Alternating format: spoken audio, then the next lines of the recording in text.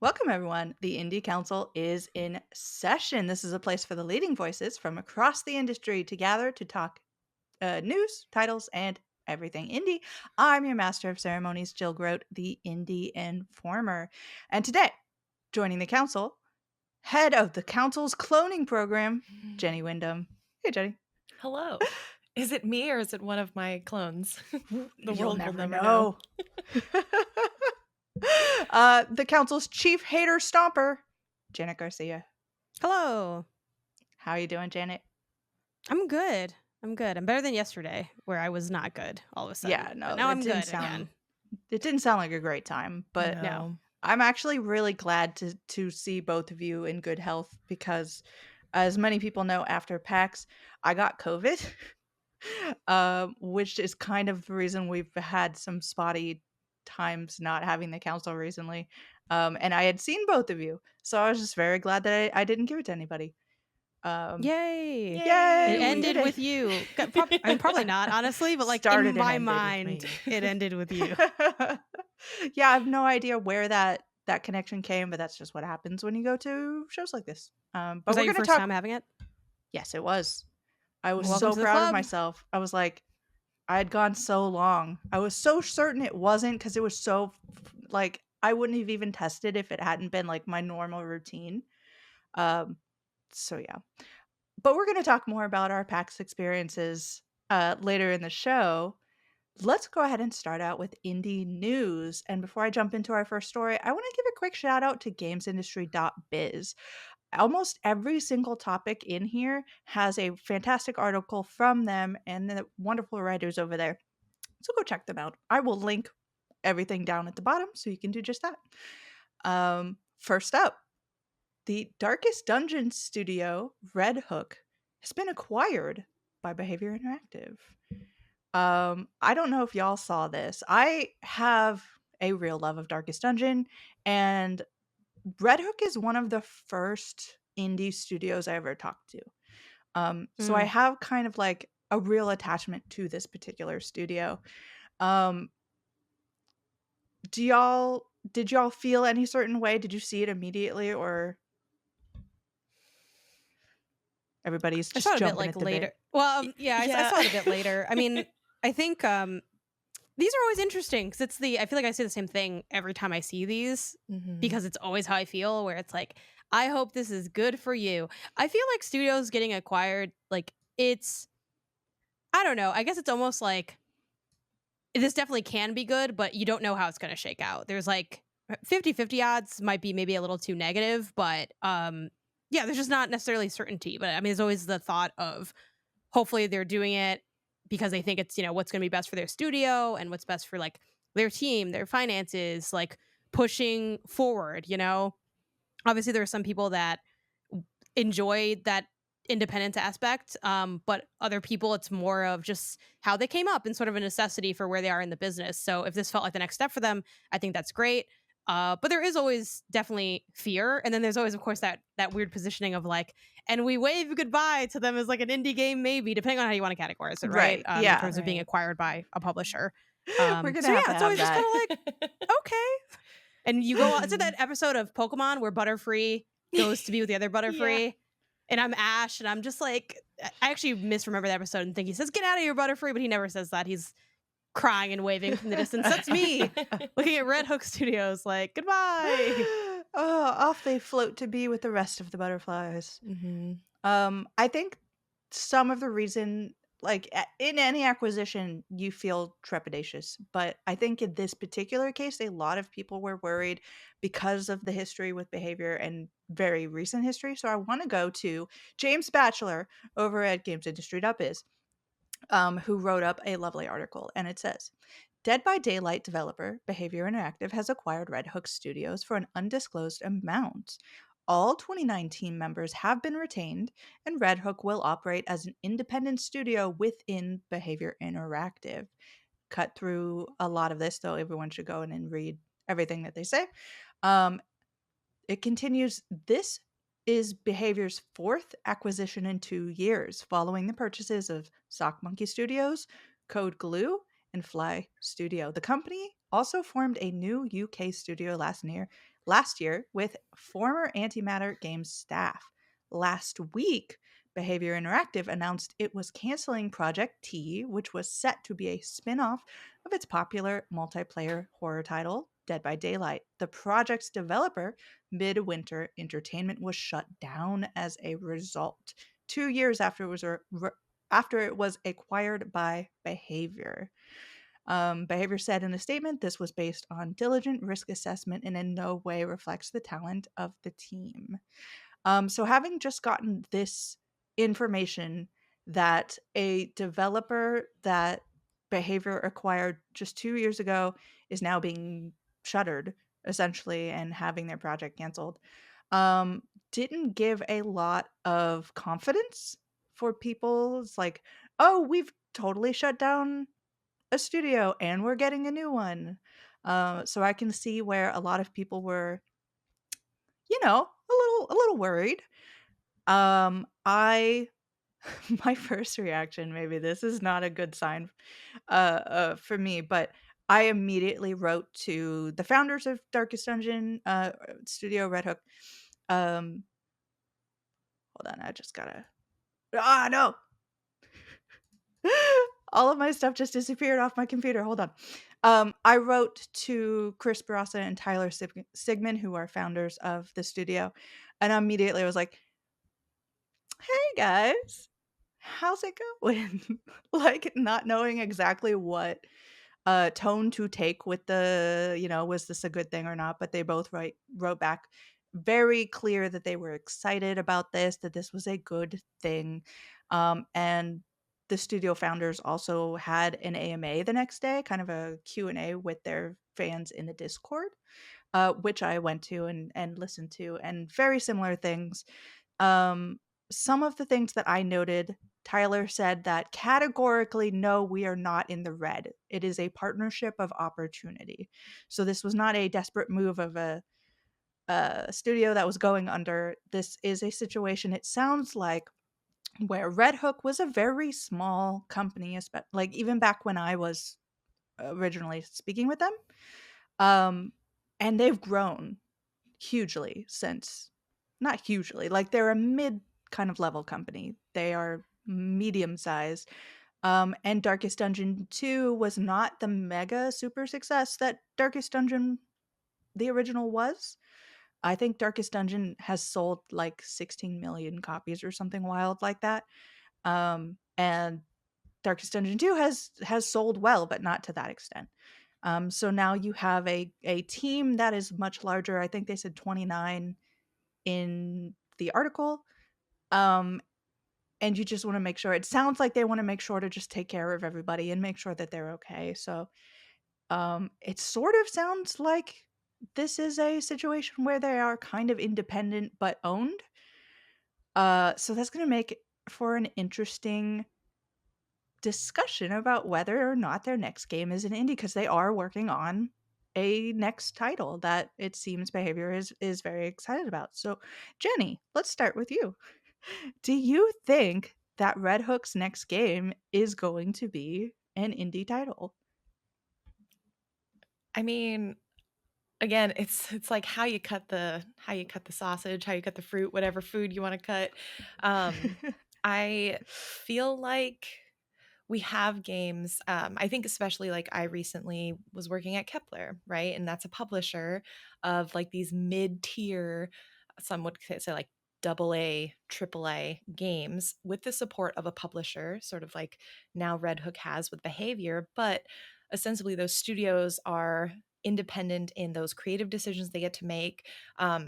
They don't have AAA budgets. And so I would still like, I tend to be pretty open with my definition of indie. I feel like I want to include more things rather than cut out as much as I Mhm. possibly can. So I would personally, for now, call them indie because, again, they've also reiterated in this statement, at least, that they are independent. They're retaining certain amounts of their creative vision, and they're really just getting support within scale. So again, I imagine for them, especially being a studio of 29, if they have the publishing support of Behavior and the PR team that they have access to, like hopefully I imagine their idea is we're going to make the same games we make, but now we have like an extension of an arm, you know, that we can use to like further reach people, because that is where they struggled with Darkest Dungeon Yeah. 2.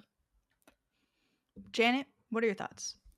I would say no, simply just because it's owned by a publisher. I think that's, to me, that's the defining line where independent means that you're not owned by anyone. I'm fine with people like in terms of my definition, getting publishing assistance from other people because I feel like that's just another component of publishing. And I think if you were to remove publishing from indies, you're like really making like the pool really tiny. And then I think it starts to get a little too granular where it's like, well, if you hire a PR thing, like, you know, I think it's a little silly to think that you can't have any help or resources, but ownership is different than help, you know? Like you can freelance for a company and you're still like independent, but if you're a full-time worker who's not allowed to then freelance, it's like, well, yeah, I mean, you're a full-time worker. Like you're doing the same kind of work as you would when you're, you know, freelance, but it's different. You know, you're part of a different set of meetings. You got I bet you they got another Slack channel, you know, is in there. So I do think, which could happen if you're also just publishing with them. I think too, an example of like a stronger, heavier hand in publishing support is something that we've seen like with Strange Scaffold's deal that they have with what's the name of the company that they have that Frost Frosty something? something. I We'll want to add say it in Frosty there. Pop, but that might not be correct. Y'all It are free to sounds Google right. if you That can sounds find it. right. That's kind of an interesting in between because they're not owned by that company, but they've sort of signed this deal to like publish X amount of games, and I think that's probably as far as I'd go with it. Mhm. Same deal with like, you know, EA Originals, right? That's like a huge brand, but EA doesn't own those games. I think this the second EA buys the team from like Unravel that kind of does shift things over. But I think it's also a little funny when they already started working on a game. It's like maybe we still cover this game just because it's already like kind of in the process. But yeah, I think moving forward, I probably wouldn't like. I could see us cover. Well, I could see us going either way because I don't really have a strong feeling on. Oh no, we can't cover this because of this reason. If like, you know, the points to kind of highlight smaller titles. And I think especially when they're kind of mid publishing something already, it's like, we'll kind of just keep this one in the pile, perhaps, because some of it was done. But yeah, that is basically where I tend to draw the line. And usually when I'm looking at like, is something indie, I look at who it's being published by, and then I try to search like, are they owned by that publisher? Which most of the times they're not, because usually with smaller titles, it's rare to have someone that's in this in between where they were already really small and then they just got acquired, so they're kind of still small.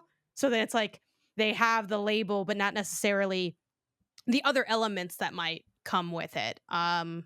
But yeah, it gets messy because at the end of the day, it's like, are we talking about Baldur's Gate 3? We're not, even though that's an indie game, but it's like, Mhm. yeah, but like it just feels weird. So I definitely think at the Yeah. end of the day, it does become a little bit of vibes to how we choose to highlight certain games. And yeah, obviously this is still a small team, but um, yeah, and maybe we're also just behind on, I think, how we maybe define stuff. Maybe I know double A is talked about, but it's not as integrated. I feel like maybe there is a term for studios that maybe have like a certain smallness to them while still being owned, but maybe we haven't gotten far enough into the industry to have that be developed enough where we will include that as maybe a facet of what the indie game scene is, you know, where we have like solo devs, indie studios, self-published, and then maybe this other leg that we've yet to define in a way that feels like, cool, this makes sense.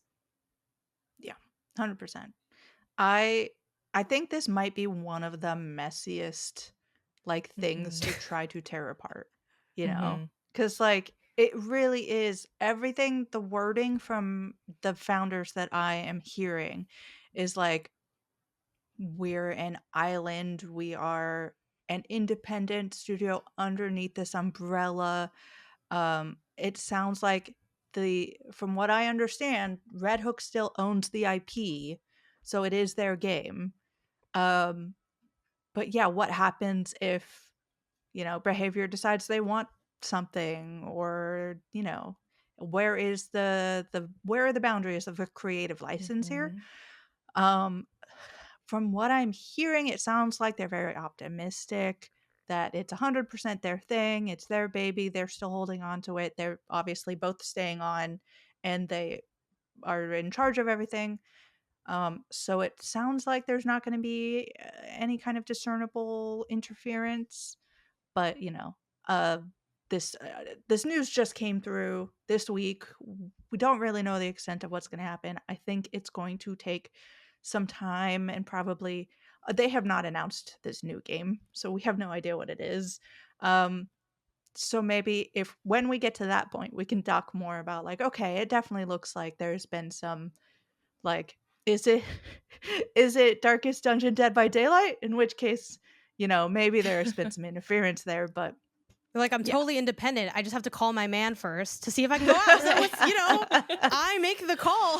It's Okay, Yeah. totally separate. here's the funniest thing. During the AMA, Tyler did did a long metaphor about, if you're single and you're kind of desperate and people can like feel like he was talking about to differentiate how this deal went. And I was like, that's really funny.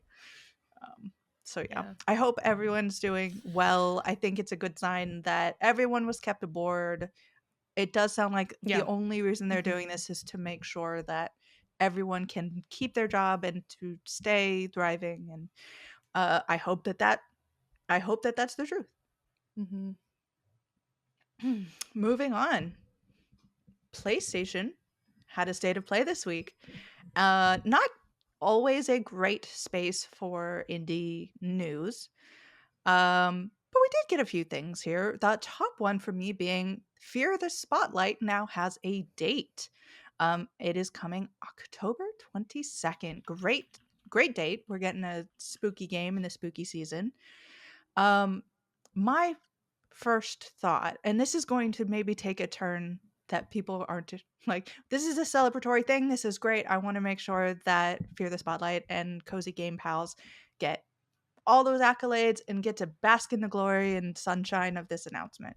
My original thought, looking at this, is like, I would love to see someone do a deep dive or some sort of long form piece about the Cozy Game Pals.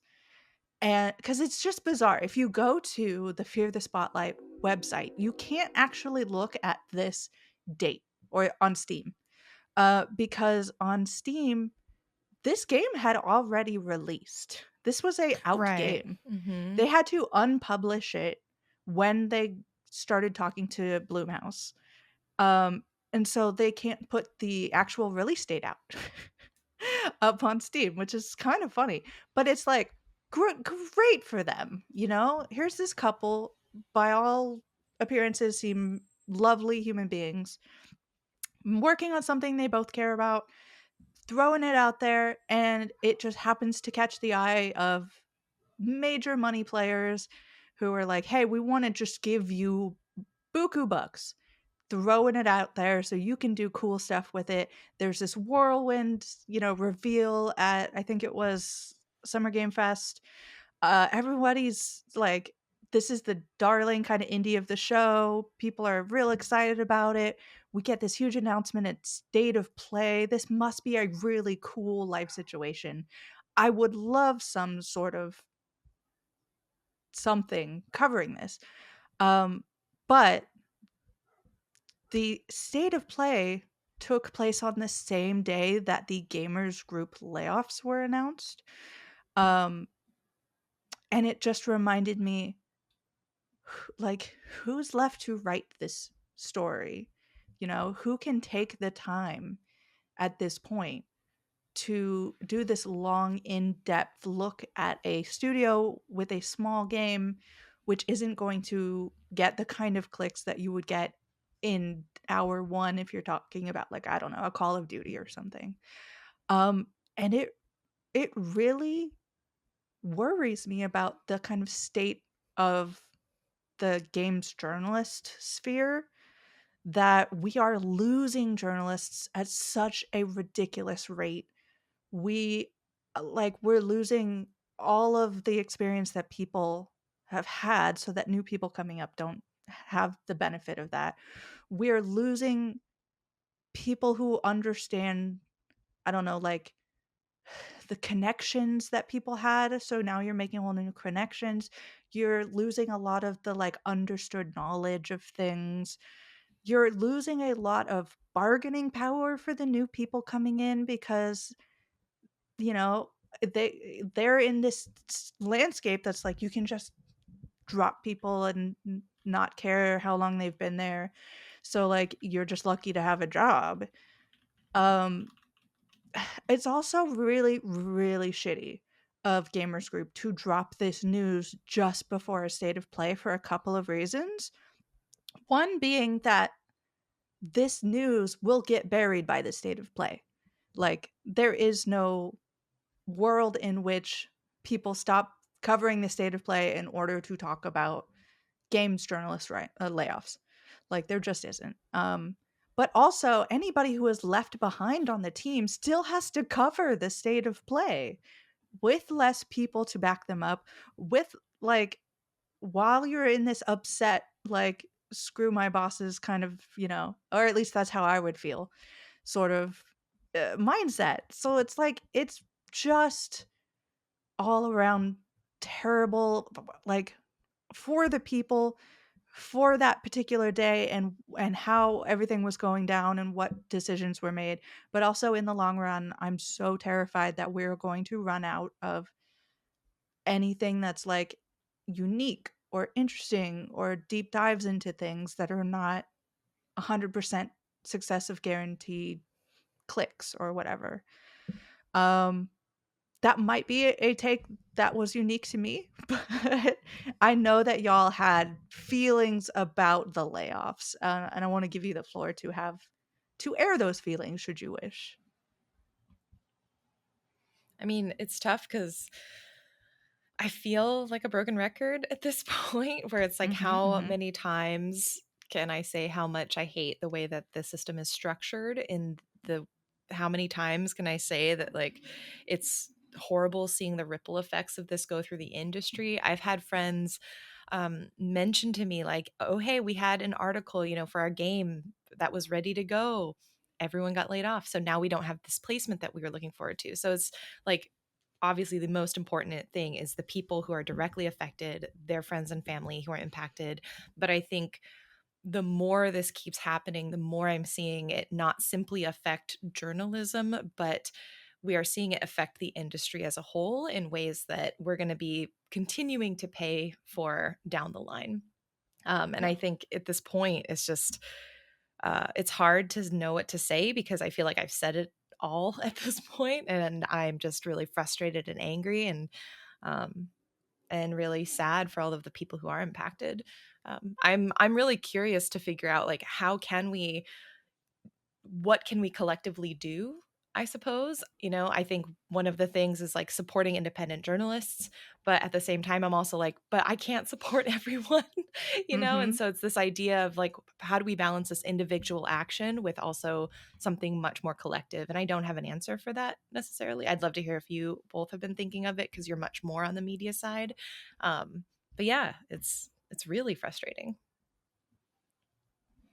Yeah, something that stands out to me for just like the reaction in general, and then like I guess maybe it's like starting with the second thing, like what's the path forward? I mean, there isn't really one. I mean, honestly, like I think you need I think it's tough too because games are still so young. Like we just don't Mhm. have the editorial placement that a lot of other industries have. Like movies have existed for way longer than games. Music, same deal. Like sports, politics, like everything. Like some of these industries are like harken back to some of the earliest examples of what we see human beings doing. And then you have video games, which it's like 70s, 80s, and that's not that long ago. So um it's tough. I think so I don't know. I don't really know what the path necessarily forward is, but I think just putting out put out some good thoughts, right? There's not really a written answer, but I think if we can start to see more people break into maybe some of those places that still, it's still tumultuous no matter where you are. Like journalists get laid off all the time, whether it's like the music scene, the entertainment scene, the sports scene. But I do think we have like some of the worst of everything. Like we have the worst pay, we have the least amount of experience. Even if you were starting from the beginning, you still have the least amount of experience. Like you look at ESPN and those people have been there for like lifetimes. The person before there, lifetime, so it's just way different. The budgets for productions are way different. I think the more we can break into mainstream the better it can maybe be. And then there can be more places that can be pillars in the industry. Obviously, we still have, IGN, Polygon, many other outlets that are tentpole outlets that are not unkillable, but I'd be a bit surprised if they went under. Like, But knock also on pushing wood. into yeah, but also pushing into other stuff, like which we've seen things go like on and off, right? I don't have to get into the whole drama of like Vice killing their gaming stuff and they bring back something else. So there's never going to be peace in general, but I do think that is an aspect. Of course, doing independent stuff as well is always good. But yeah, obviously we can't have an industry that's entirely independent. Like we do need some Mhm. more institutional structures. Um, so yeah, I mean, I think as a reader, if you can support what you can support financially, if you feel like you are desired to do so, that's always great. As a writer, it's the same advice of even if the industry was good. Nothing's guaranteed. The second you get into anywhere, even honestly, for anything in life, the second you get somewhere, start saving up to leave or get left because money is unfortunately power in this world. And if you don't have the financial runway to leave a bad job or to deal with a good job leaving you, life will be bad no matter what industry you're in. And always, if you can, I know some people like are really against this, but I think it's always good to have like a little something on the side. And not everyone does, content outside of writing, but whatever you can have that's yours, always have something that's yours because they can't take you from you. While Mhm. when it comes to your articles and your work, no matter how committed you feel to a team, again, true in any industry, you don't own it like you feel like you do. You put your whole self into it. It doesn't matter because it's not yours because you signed Yeah. it away for your salary, which is fair. I'm not saying that you shouldn't have done that, but that's the reality. Um, as much as you might have good relationships, like at the end of the day, the people that make the biggest decisions do not know you. They do not give a fuck about you. That's just true. You could have like the best like boss and Mhm. team or Mhm. whatever. Like you always just have to remember that. And I think, you know, you always need to be playing defense, but I think now more than ever, this should have taught you that. And then I think also just like, unfortunately, being open to the realities of life. Like, I do think it sucks that people get pushed out of the industry or feel their hand is forced, but that's also about like move where you want to move and do what you want to do. If this truly isn't what's something that you're interested in anymore, whether it's because it's so tumultuous or because you've sort of like lost the love for it after being burned so many times, like people that write are very skilled. And, we see a lot of people obviously move to like the PR or the dev side, Mhm. but there's also like other industries out there too. I think it's always important to like not have like be open-minded to other things. I've definitely thought about like what I would do if I wasn't doing this, and I don't currently feel a desire to do anything else. Like I plan to stay here until I'm like squashed out completely. Like so like literally there's just no time for me to do any content. That's like the only world where I'm not doing some form of content. Even if I'm not making a living from it, like that's how I feel today. That could change 5-10 years from now or a year from now or whatever, but that's like how I feel about today. So those are kind of the things that I would say to people. And to like remember it's a job that you have to live off of. So I do think like is a lot of exploitation. I think, you're totally right, Jill. I was like, we're all named Jay, so I'm like, what name am I looking for? That now more than One of the ever, J's. people are going to feel like that lack of collective bargaining. But I think it's important, and this sounds kind of harsh, but I think it is true to recognize financially what are you fighting for. If you're really like dying you're like, I have to stay at this shit job that pays me, $300 a month because the only job I can get, bro, like go to blogspot.com and like it's the same different. Like that money's not gonna it's probably not enough to live on, right? So then what is the point of like killing yourself for something that's not gonna solve your problems anyway in that sense? Like obviously we all want to make a living like doing what we want to be doing, but if you're already not doing that, like when you saying yes to a $300 a month job, just a random example I gave for like a number, means that you might be incapable of taking a one-off $800 gig. Like you have to move with that mindset as well, especially too like the thing I was always told like coming up was if they can't afford to pay you, they probably don't look as good on your resume as you think they do, which I'm Mhm. like, Mhm. damn, you kind of ate with that. And that's no shade to, outlets that have smaller budgets. You can have a small budget and still like have a semblance of humanity to you. Like we've seen that with stuff like, geez, I'm blanking. Into the Spine, I think is a good example of like a small outlet that kind of has stuff, right? Besides just obviously the ones that we can name here. So yeah, all of that's important to keep in mind. It's kind of a mashup of a bunch of things. And then Jill, I'd love to hear from you on this answer. And then I definitely think we should. I don't know if you've seen the Slack message that went out with the layoffs, but I think that's worth taking a glance at as well. But yeah. Yeah, a lot of what you were saying really hit because I am lucky enough that today is the Indie Informer's second birthday. Yay! The terrible Woohoo! twos. Let's The go. terrible twos. So I have been able to I was doing a thing that I completely controlled and couldn't be taken away from me or have the rug pulled out from under me. Um, when Game Informer disappeared, um, disappeared. It did not do it on its own. So like it hits me so hard when you're like always keep an eye on the fact that you don't own that stuff because all of the stuff that I did while I was a Game Informer is gone. I mean, obviously I have the magazines, the physical magazines. They can't take that from me. Come try. Um and I have my own kind of saved backups for like some of the bigger things that I did while I was there. But for just the little things that were just like cute one-off things where I'm like the 100 best redheads in gaming. I'm like that's so silly and it was silly because it was also a connection to another Game Informer's work who I was in kind of conversation with and it's like that's just gone.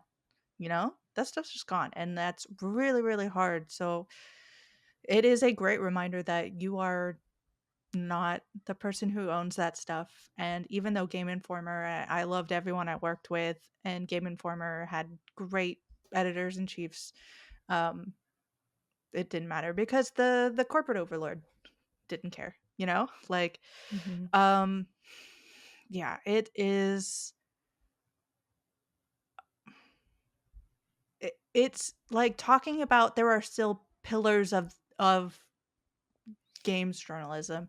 It's like Game Informer was a pillar and people had been there their entire lives. And that was kind of the point of Game Informer and why it was in Minnesota and what the sort of thought process behind it all was. And it just went away. And I never would have imagined that. Like I expected it to go independent before it was just literally like killed.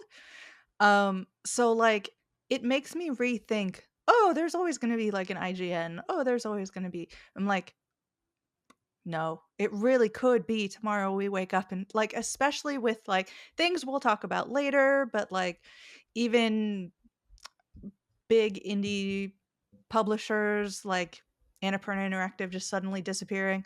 Like these things are suddenly like I Although would say technically Annapurna still exists. I will yeah, say technically but it still like exists, but all yeah, of the people disappeared. functionally, So yeah, the people it's Yeah. disappeared. I have yeah. my wallet. There's just nothing inside of it. Yeah. It's not too bad. As a person who is We being could put more published by money into Annapurna. it. It's kind of a zombie. There's no soul in there. Yeah, Yeah. as our game is being published, yeah. And I feel like I keep waking up to this news that I'm like, I just can't like fathom that this is the news that's happening right The now. And then unprecedented times, as they say, freaking hate that. I'm never. We have I too just want to many go back to Sorry, it's not precedented funny. times. It's just, I want to go back to precedented. I want to be like the biggest thing for us to freak out about is Microsoft acquiring things. Like, like I'm those are the really days. I'm Although really that's tired also of like waking got up its and own being like, problems. I know. I know. God. So yeah, I think it is telling if you go and you look at people's announcements that they've lost their job. And everybody is still outpouring of love and support, but if you go through and look at the messages, they have suddenly or subtly changed to be like maybe a couple of years ago people would be like you're going to be on your feet in no time.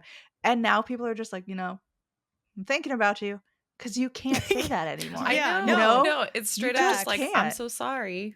Right. I wish I could help you in any way I can. And like the my reaction to like Game Informer was to reach out to former informers and try to help them. And the Indie Informer does pay its workers a good rate, I believe, compared to what everybody else is paying. And so that's why, they don't work as much because I don't have the money to have them be working every day. Go support the Indie Informer. But like, yeah, it's hard to say go and support everybody because that's the first thought is go off and go do your own independent thing. But now we all have our own independent things. It would be amazing to be able to get everyone together and start up one giant, like, we've been laid off I mean, group. we've seen this on the website and like outlet level. Like, I think Aftermath is an example Yeah. of Mhm. former Mhm. journalists laid off, creating their own thing. I was actually watching, so I have not been a Dropout person. Dropout is like, Mm. I've just sort of learned and started diving into the content of Dropout, which is Mhm. basically this channel, but they have multiple shows that they do, a lot of like D&D, a lot of improv comedy. And honestly, I'm looking at like the Dropout model where they have their own media company. They hire the same people, they create shows within this cohort. And I'm like, I mean, what does that look like potentially? And I'm looking at these options because it's like we need something different. And maybe it's not going to change the entire industry overnight, but like there has to be other models, like you're saying, Jill, where there's maybe cohorts of people, like co-ops that get together and create content under an umbrella that's like, again, more co-op versus corp Yeah. minded. Mhm. But yeah, I don't know.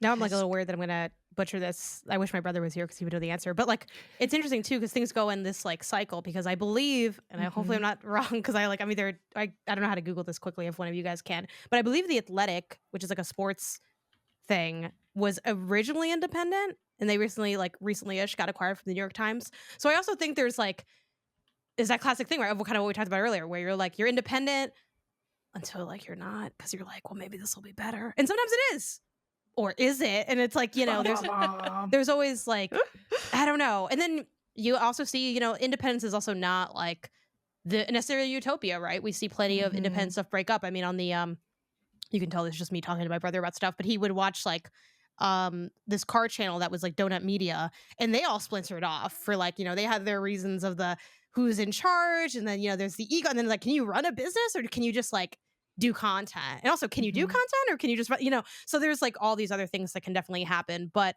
yeah, it's tough because you need a lot of capital. Like a lot of capital. Like not only do you Mhm. need like production talent, but also especially if you want to pay people a decent wage, which at minimum, and I know for some people this might be like a shocking number because in different areas in the country, like different money hits different, right? But just Mhm. using something that's kind of more general, like 50K a year, which I get for some people, they're like, I only make 30. Like I get it. But so like, a lot of people are like, oh, I need at least 100. I get that also. But like throwing that as a number, that's a good amount of money. You need that how Mhm. many times over? And that's not even, again, no offense to people in different regions, that's not even that wavy of a salary. Like I feel like things get wavy at like 80K plus. It's like, oh yeah, you can get some sandwiches. You can maybe have a kid. You can go on vacation. The house is a little dicey because it's like, oh, where are you at? But it's like, oh, you can really move with money like that, Yep. at least start to. It's not even Mhm. necessarily good depending on where you live in the country. So you have to do that times how many people, and not to mention like the knowing the business, but doing the insurance. Like there's so many factors that go into it, Mhm. and that's capital that you can't just raise by like doing a Kickstarter. Usually, Yeah. I know there's probably some No. exceptions, but like I No wouldn't even matter really know how where to begin with that if I yeah, wanted to. no matter how dedicated your audience. Like I know when Game Informer shut down, a lot of people are like, everybody just moved to their own thing, which is hard too because there is a lot of like non-competes and NDAs and that sort of thing that people would have signed for that. But even if they had, there were a lot of people who are willing to say like, yeah, I'd support you, and then maybe they do for a little bit, or maybe they Mhm. do it like you can't be like, okay, are you willing to everyone who's talking right now go in for 10K a month because that's what we need to support half of our staff at this point. I also think Like I that's why had it's. Sorry, you can go ahead. no, I was just gonna say I had a lot of people in. I reacted very emotionally when I heard that news on a stream, and I had people in my chat being like, "Just hire them all at the Indian Former," and I'm like, I can't afford Yeah, like with what any kind of funds? right. I'm like, y'all can go over and see the Patreon and see what the monthly budget is. And I'm using that monthly budget to pay for assignment by assignment like work at a rate that is something hopefully worthwhile. Um, but I could not cover a news writer for every day. I could, even if they only did one article a day, like my budget would run out in a week. Like, so it's just like, it's also into that feeling of helplessness of like, I wish that I were in that place where I just had money to be thrown around, Mhm. and We're I gonna all know just that play the that's lottery and like, you know what I mean? right. Just Yeah, get the like I'm first like, whatever one to win lands. $1 million, we It's like split that's it. how build we the fund this year, you know? Yeah, build a journalist house and we all live there and happily honestly. write about games. I'm down.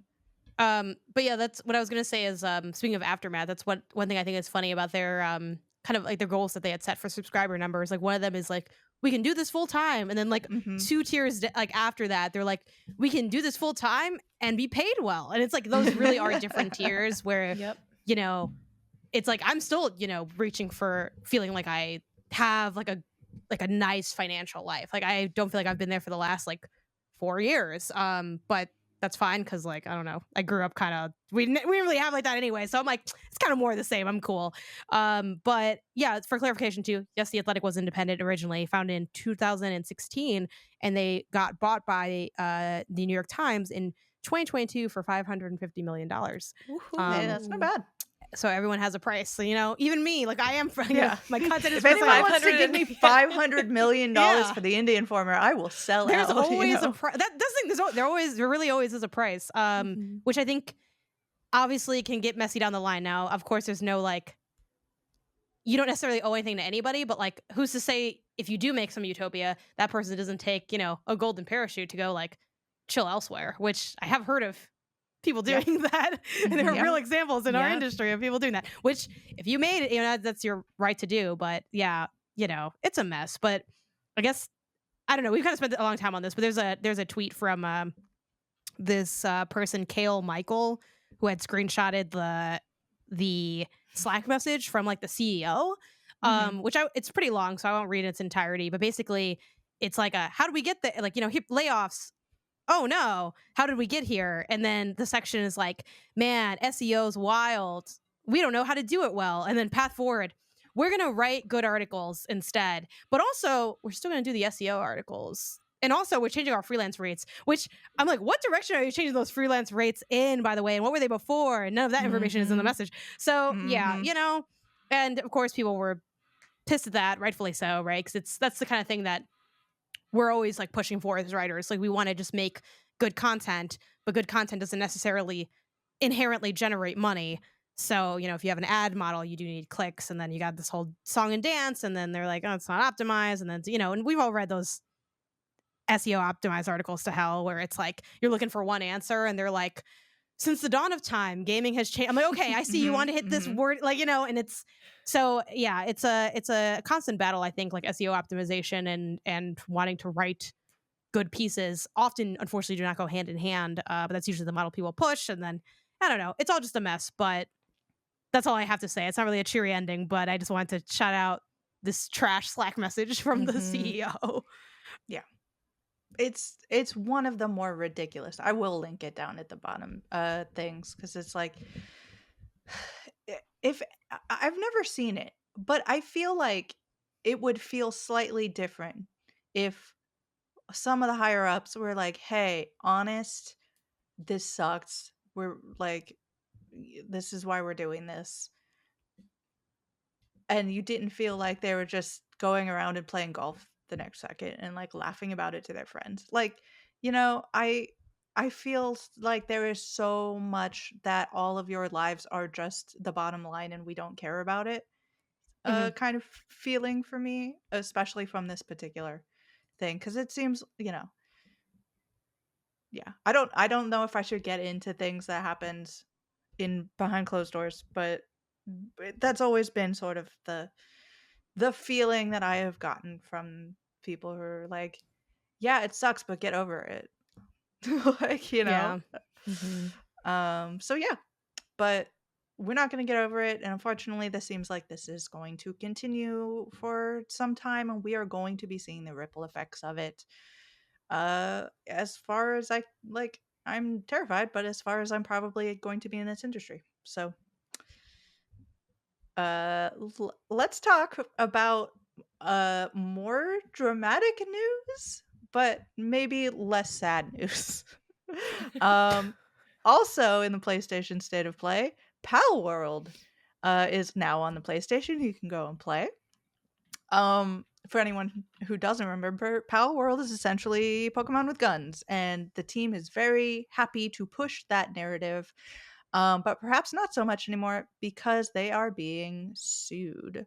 I am going to head over to one Rebecca Valentine over at IGN, uh, who says just days after Nintendo sued developer Pocket Pair for alleged patent infringement, Pokemon with Guns Pokemon with Guns game Palworld has appeared at Sony's State of Play in a surprising shadow drop.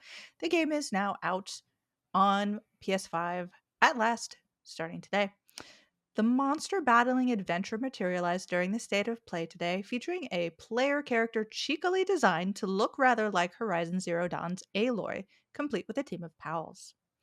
We didn't really see any new game details in the trailer, but it concluded with the message that the game is out today on PS5. Palworld's release comes just after the news that Nintendo and the Pokemon Company are filing a lawsuit against developer Rocket Bear, alleging that Palworld infringes on multiple of their own patent rights. While fans had speculated for months the company would take Pocket Pair to court, spectacular speculation largely revolved around the similarities of some of the Palworld monsters' designs. The actual lawsuit, however, revolves around patent game mechanics, leaving many puzzled as to how it may actually play out in Japanese courts. Um, so yeah, I how did y'all feel when Palworld showed up at this showcase? What were your I thought it immediate was reactions? I thought it was really funny. Honestly. like I'm like somewhere across the seas, console wars everywhere were awakened. You know what I mean? Like I don't know. Mhm. It just felt so yeah, it felt funny because it's like obviously they're the big three. They compete with each other inherently because they're all in the gaming space, the AAA gaming space. So for PlayStation to be like, and we're hanging out with Pal World, and I'm like, aren't they about to like catch a case? And they're like, it's Mhm. out now, and it's just like I don't know.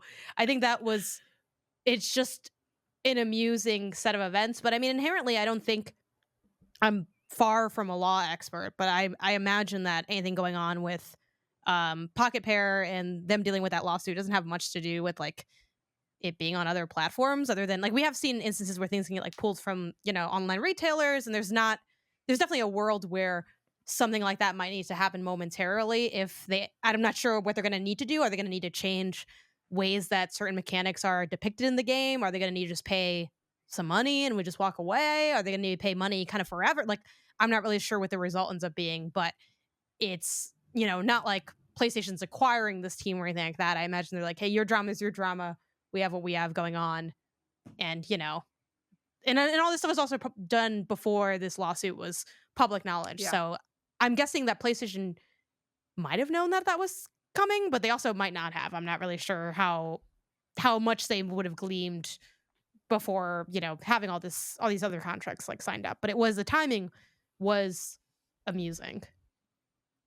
Mhm. Jenny, what were your initial reactions? I also thought, I mean, the placement again, I thought was funny. I was with Janet. I'm just like, well, like another little can of worms we get to open up for fun. I think with the legal issues and the lawsuit, I do think this is quite interesting because it's like specifically, I am also not a law expert, but I think it's interesting that we're seeing this come through in Japan specifically. I think it's interesting that we haven't, to my knowledge, gotten a list of like the specific patents that they're trying to like go into with this case. And so once we can get those details, it'll illuminate a lot more. But I think it was 404 Media had an article actually like interviewing a sort of Japanese patent analyst, legal lawyer person, and they were talking about how this Pal World essentially is suffering from just becoming too big to not notice at this point. And so Nintendo doing this is really just kind of pushing a thumb down on like, hey, if you're getting this big and you're using stuff that's like we're trying to make ours, we're going to make you pay for it. And they had an example in the article, and I'm blanking on the game, but it's a game that's only in Japan, and I don't think it found a lot of success eventually because they are currently having to pay money to Nintendo, I think for like this small, either like a menu detail or something this game used that Nintendo ended up patenting so that they owe them. So it's like, I think it's going to be interesting to see what Nintendo ends up bringing this case specifically towards. Um, I've seen concerns just on Twitter and social media of people wondering if like patenting mechanics is going to happen and what that looks like and what's the legality there. I am not smart enough to really know what the path is there, but I do think it Mhm. is a very interesting question and concern because it's like you're not going to patent, you know, a mechanic like a roguelite, or you're not going to patent turn-based battles. And so it's like what is happening here? So Right. I'm looking forward to seeing more details as they come through. Yeah. 100%. This was a very funny thing to see up on the screen.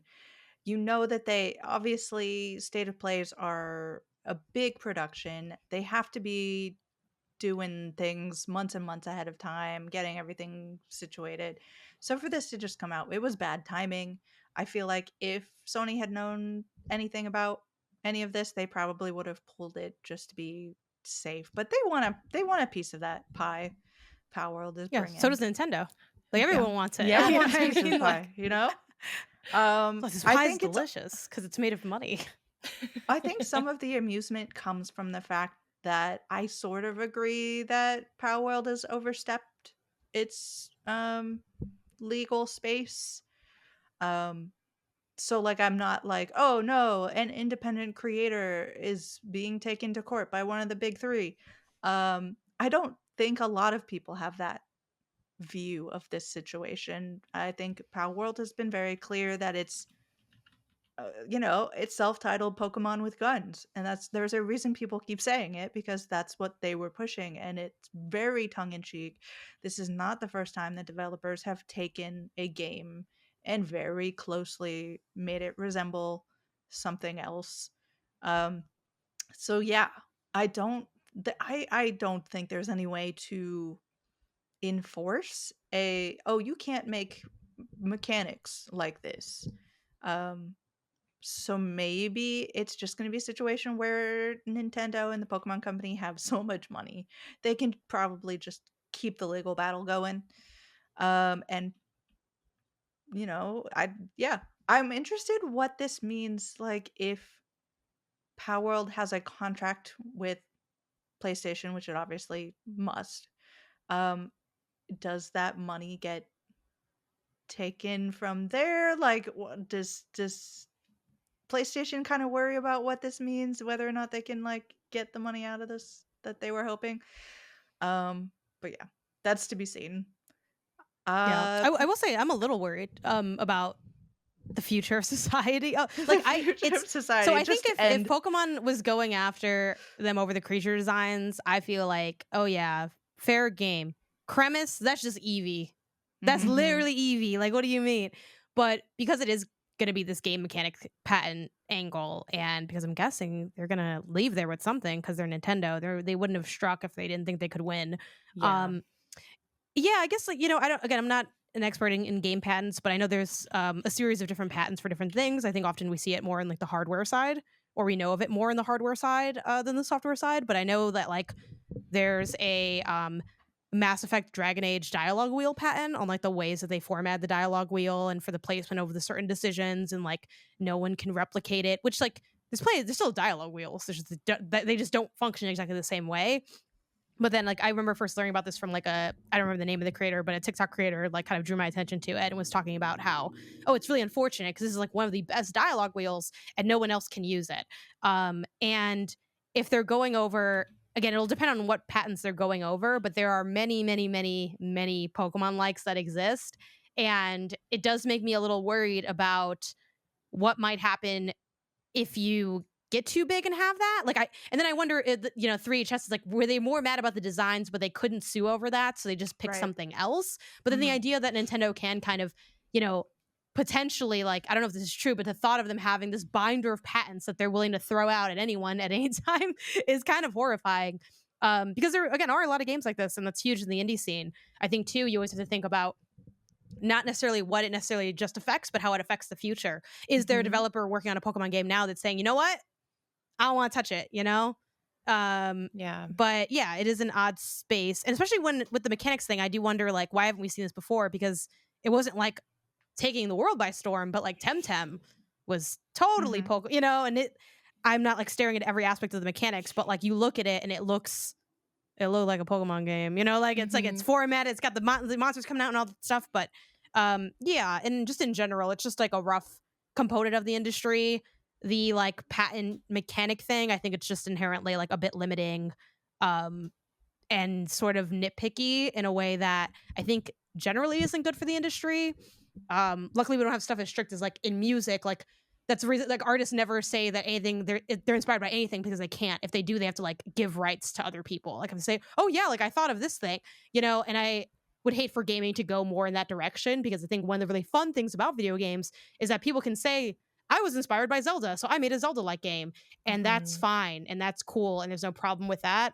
Um, you know, obviously there is a difference between like making a bootleg game that you're trying to pass off, like, you know, when people dropped the fake unpacking on mobile, I think that's way different than, you know, like making a game about unpacking things, you know, inherently. Right. So yeah, so I do think it's a little worrisome. Do I think Nintendo's going to come and destroy every indie game ever? No, because they don't have the time and it will make them look bad. And even though they look bad here, they don't look as bad. And people kind of are like, I don't know. Every once in a while, the lawyer comes out and knocks some people out. That's Nintendo, and we all kind of just collectively move on. But yeah, we'll be curious to see the results. Yeah. We Yeah. have plenty of Beastie Ball's canceled now. No, just yeah, Beastie Ball, And we don't Cassette Beasts. Yeah, Cassette we Beasts don't was a know cool one. because also it's like I don't think because Nintendo's smart, right? I don't think if they came through and they said, okay, we're gonna like make any Pokemon like suable, you know, like that isn't a strong legal ground to stand on. So I imagine whatever patent they have proposed has to be like so specific that they can like it has to be so specific they can win. And so I am still apprehensive, but like I'm very curious to see what angle they're taking because it won't be as broad as like anyone who makes a Pokemon like is liable Yeah. to get bonked Yeah. by a Nintendo. No you know? Animal Friends or something. Yeah. But Right. I wonder if it's the Pokeball. I wonder if it's the sphere. that was that's been a bit of a Yeah. rumor. People have been speculating that it's the ball and the specific amount of shakes before it determines the results of the catch. But that's just like the streets kind of talking about like what Right. patent do they have or might they have or whatever. So but yeah, the drama's here. Which toxically, I'm kind of excited for the drama, but like obviously I want things to work well for like the industry at large. So I don't Right. know. Not sure what result would really be best. It's kind of a mess, honestly. So we'll see. Yeah. I mean, there were so many people tagging the Pokemon Company and Nintendo in like, hey, are you going to be doing legal things? Back when Pal World first kind of reemerged, that they actually had to come out with a statement saying, we understand there's a game that's come out recently. So, like, this is definitely a very particular case, and I don't think that um, I don't think Nintendo or the Pokemon Company are going to try to come after like indie games that are inspired by. So that's the hope anyway, or else, you know, let's all just fear for the future. Things to be happy about. The Midnight Walk has been revealed by Moonhood, which are a bunch of developers who come from things like creating Lost in Random and Ghost Giant. So these are cool Splinter Cell independent company. We knew that they existed. This is the first time they revealed their game, and it looks real creepy. It's coming in 2025, and I just want to read a little blurb. It says, "Become the Burnt One. Befriend a lost lantern creature named Potboy, and use his flame to light your way through a conflicting world of wonder and horror." And it is a world of wonder and horror, as far as we can tell. That trailer was scary as much as it was beautiful. And it's also coming in VR, if I remember correctly. So you can play it just on the PS5, but VR is a possibility. I'm like, I don't know if I'm brave enough to see all of this in VR. But you know, good for them. it looks fantastic. I'm excited to check this out next year. The other thing that popped up as a indie, it's not a reveal of the game, but for early access, is Towers of Oxaba. Mhm. I'll say that I said that correctly. Early access in November, though we didn't get an exact date as far as I could tell. But this game is an ambitious open world sandbox developed by a small team with core mechanics intended to let players shape their island however they like. So that's going to be fun. That I think as far as the state of play goes, it was a fair amount of indie information I was glad to get. I wanted to see Neva. I'm surprised we didn't get a look at that. But it's Neva's coming out real soon. So Mhm. we will see it soon anyway. I want to say that we have a happy, joyous ray of light to turn to in our next news segment. But unfortunately, the next news segment is Merge Games abruptly closes. This hit just this morning, so we are still seeing some of the fallout of that. But I am going to go to, once again, gamesindustry.biz for more news. And this is James Batchelor.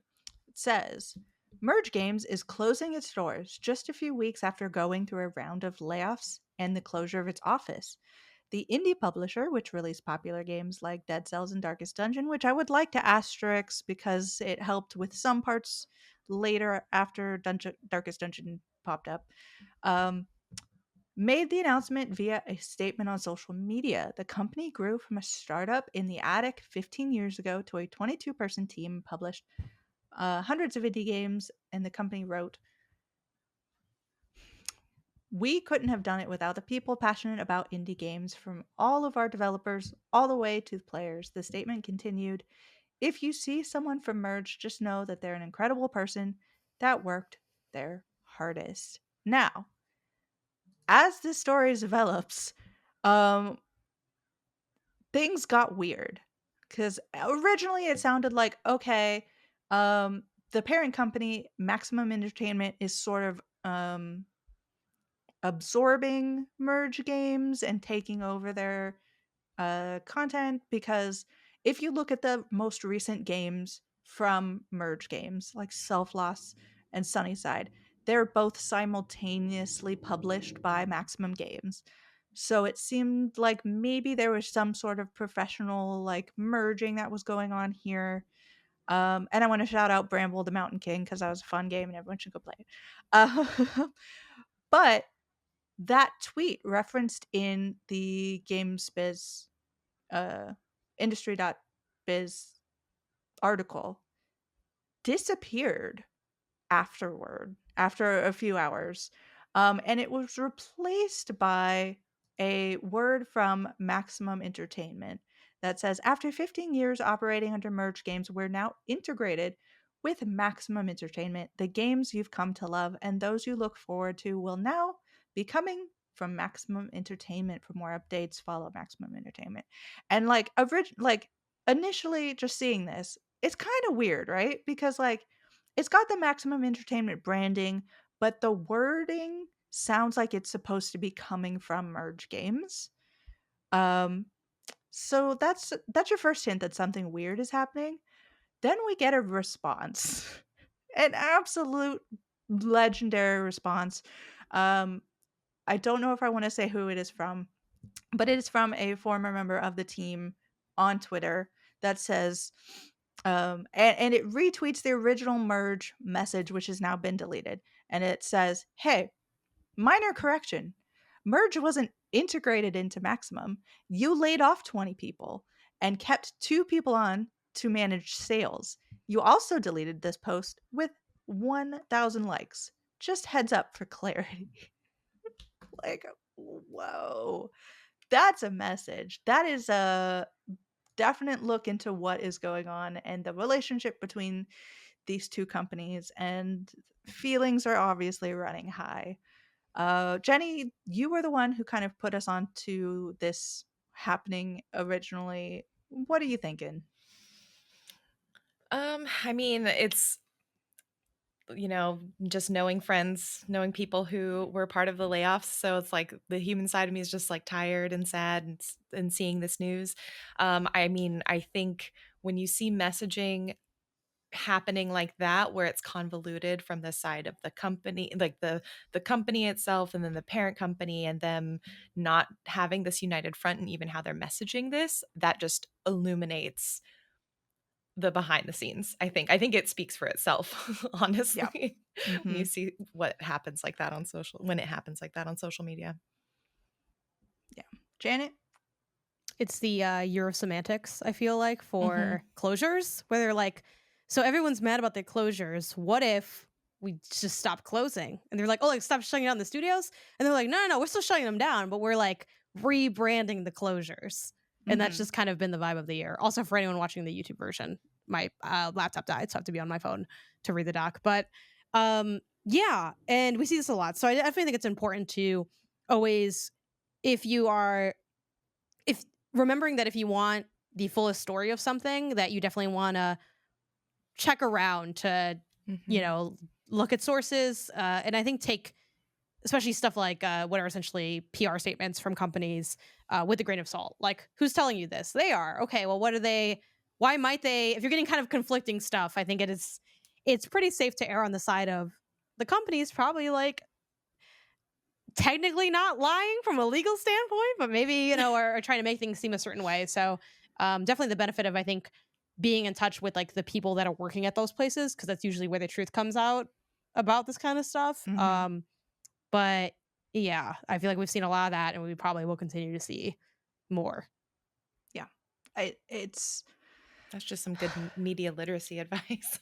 yeah. Yeah. Yeah. Check your And sources, that's check multiple places. Like it is such a weird move too, just on Maximum's side, because like the original statement from Merge didn't say anything bad. It was a heartfelt, like, everyone was cool here. We all loved you. We appreciated our time. Like, this is what everything meant to us. Like, it didn't mention Maximum in any kind of negative light. It didn't say anything disrespectful. Um, it's like, why I mean, it's would the you invite optics game, right? I think for these Right. like companies, it's all about like being seen as another one of the, which I mean, it kind of it's like I don't know, embrace it if you're doing it. Right. Like And it's like the optics are gonna look so much worse if you delete right. something that has been on the internet, which people are obviously going to have seen that had 1,000 upvotes or likes or whatever social media term you wanna use. Um, so people had already known about it. It was gonna like, if you all you're worried about is optics here, you are going to look so much worse if you've deleted the heartfelt message from the team to replace it with a kind of sanitized PR branded with your company. Like, no, don't look at that. It's all fine. We've just rebranded. Um, and then people can call you out on that lie. If this was the message that had gone out originally, that merge is being absorbed by Maximum and everything's fine, like maybe this would have been a less clear-cut case, but and, like, maybe our legendary reposter here wouldn't have said anything, but, like, yeah, there's a lot of this going through. I'm very concerned for the person who did speak out, because there's probably some sort of things that you sign that say you can't say this kind of thing. So best of luck to literally everybody in this situation. It's terrible. Merge Games was coming out with some great games and like had that kind of indie stuff that I love to go see, and I always loved getting assignments from them at GDC or any kind of convention that we were going to. Um so yeah, love to them. I don't want to take this out on Maximum Entertainment or like Maximum Entertainment, like management and corporate, probably is terrible, just like any corporate is. Maybe that's too broad a statement, but like the It's not games that broad enough. No, I'm just Ugh, eat the rich. Maximum Entertainment is publishing is also a publishing arm, and it is publishing some great games that are coming up. And I don't want anybody to go out and boycott those games because they deserve to have that support as well. And Yeah, um sometimes you gotta dance with the devil, you know? That's most of business. So, it's like, well, I don't know. Who's the good one? It's only they're less not, it's bad, like, really. yeah, there is no good in business, there is only making money. God. Like, It really is I like it's it really really be like like that that. though. I It mean, really is. hey, I stream on Twitch. Who owns that? Exactly. I'm not Mhm. exactly a saint here either. Yeah, but I think to your point of like, oh, this looks worse. It only looks worse for like a day. And obviously, we're talking about after the fact, but that's because that's what we do. It's like our job and our format for content. But for your average person, like there will be people who never saw the original. And also, not to Mhm. mention, like it's hard enough for a general consumer to like clock the distinguishing factors of like studio versus whatever versus like this thing. So I think that's why. And I think it's also a little bit of control. Like even on the way out, like I control how you go out. Who said you could Mhm. walk out? I'm gonna. It's like no, I'm good. No, security is gonna lead you out. Like Mhm. the way internet imitates life, right? Like when you leave a job, a lot of times like security does walk you out. And sure, they'll say, "Well, you never know if something's gonna happen." But part of it is also like I cut off your Slack. You don't cut off your Slack. Like I did that. Your stuff, you don't have access to it. It's that kind of thing. I think a lot of jobs are Mhm.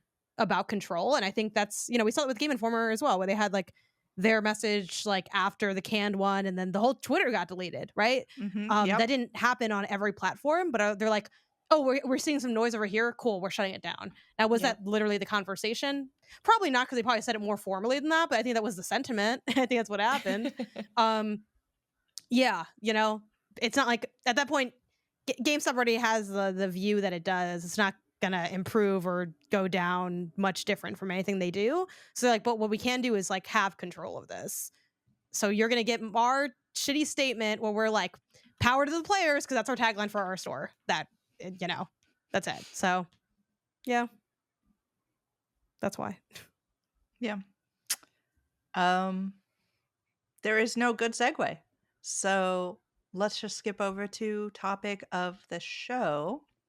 As we alluded to earlier in this episode, we have gone through a season of gaming conventions. We just came back from PAX. I feel like I literally just came back from PAX. I've lost all of September because I was out with COVID. Yeah. Um, so I woke up and I was like, when I when I went into the ice, it was still Your cryo sleep. August. Yeah. And then I came out. It was mid September, and I wasn't prepared for that. But how are we all doing now that we've had some time to kind of hopefully rest and relax? Everybody doing good? I'm still trying to cover these games before they come out, because does anyone like, that's the point I am with my coverage, where like, is this game out tomorrow? Because maybe the preview is not worth writing if it's out tomorrow. But I'm like, oh, it's 3 weeks out. Let's try to crank this out. So I feel Mhm. very behind. And I also Yeah. had a vacation recently, so I feel like Yeah. that was really nice. But it's also like that was also time, and I'm like, oh man. So a little backlogged, but probably always feel a little backlogged. So what are you gonna do? Yeah. I feel like it's the permanent state of existence at this point. I'm Yeah. just like it's just a matter of degrees, right? Like how far am I backlogged is really the key. Yeah. Yeah. So, Yes. yeah.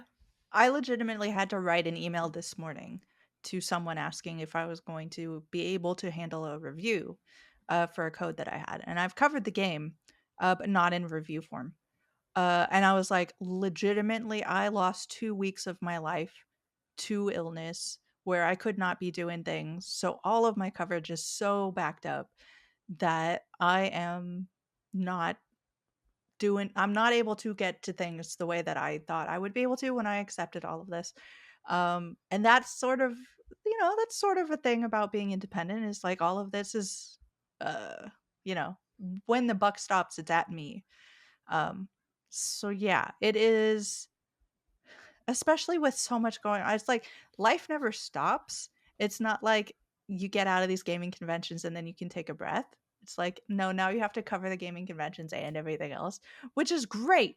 It is a good thing, even though it feels stressful. It's like, it's amazing that we have so many things to cover. It is so cool, some of the things that I've got to play in recent times. And I wish so much that I could cover them all individually and give them the love and like care that each individual thing really deserves, because I'm A lot of my coverage around PAX revolves around doing these awards, and all of the categories are silly things that I've made up, you know. But there were so many games in there that I'm like, I wish I was doing a just single breakout preview for this because it is so good, and I had all of that planned in my brain. Like, I know what I'm gonna say, and I know what like how I'm gonna start this, and it's gonna launch off into this, and then I'm gonna weave this great quote that I got from the developer in, and it's gonna be this magical thing. And then I'm like, I don't have the time for that. If I did that for every game, I think I had like 30 games that I did manage to cover through my awards. That would be 30 different articles, and that takes hours to write and edit and publish. You just literally don't have enough time in the day for that. So yeah, it's so much fun to have more on your plate than you can handle. I don't know if that's exactly what I'm trying to say, but like it's a great state of affairs when you're looking at all of these things. It's like sad people are losing their jobs and games are going away. To realize that there are great things out there. So that's sort of where I am in the gaming convention retrospective look of things. Um, yeah, I don't know. Like, y'all how are you all feeling in reaction to that? You can tell me to go shove it if you need to.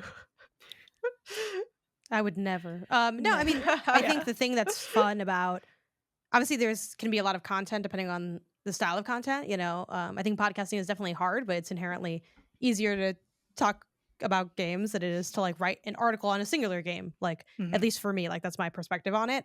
So yeah, like if you do written, which some of us here do, like that's a lot and it's hard to do. But other than that, like just the act of going to PAX is always so fun. Like it is one of the most exciting and enriching experiences you can have as someone that creates content, whether it's written or video or whatever. Like it can be overwhelming and it can be a lot of work, but it is inherently just like take all the things that you find exciting about your job and smoosh them into like a place dedicated for it. It provides like the focus that like I think a lot of people get from college and being on campus, where it's like Mhm. everyone's there. It's like PAX kind of becomes the campus of that weekend. It's like, all right, you eat, and hopefully if you can afford it, you're sleeping somewhat close to the convention center, but you're eating here, you're sleeping here, you're like going out to hang out here, you're like meeting people that you don't get to meet regularly. Like all of us, like we really only meet up basically at PAX in real life. So those things are really special and they always give me like a lot of excitement. Obviously attending PAX is quite expensive based on airfare and stay and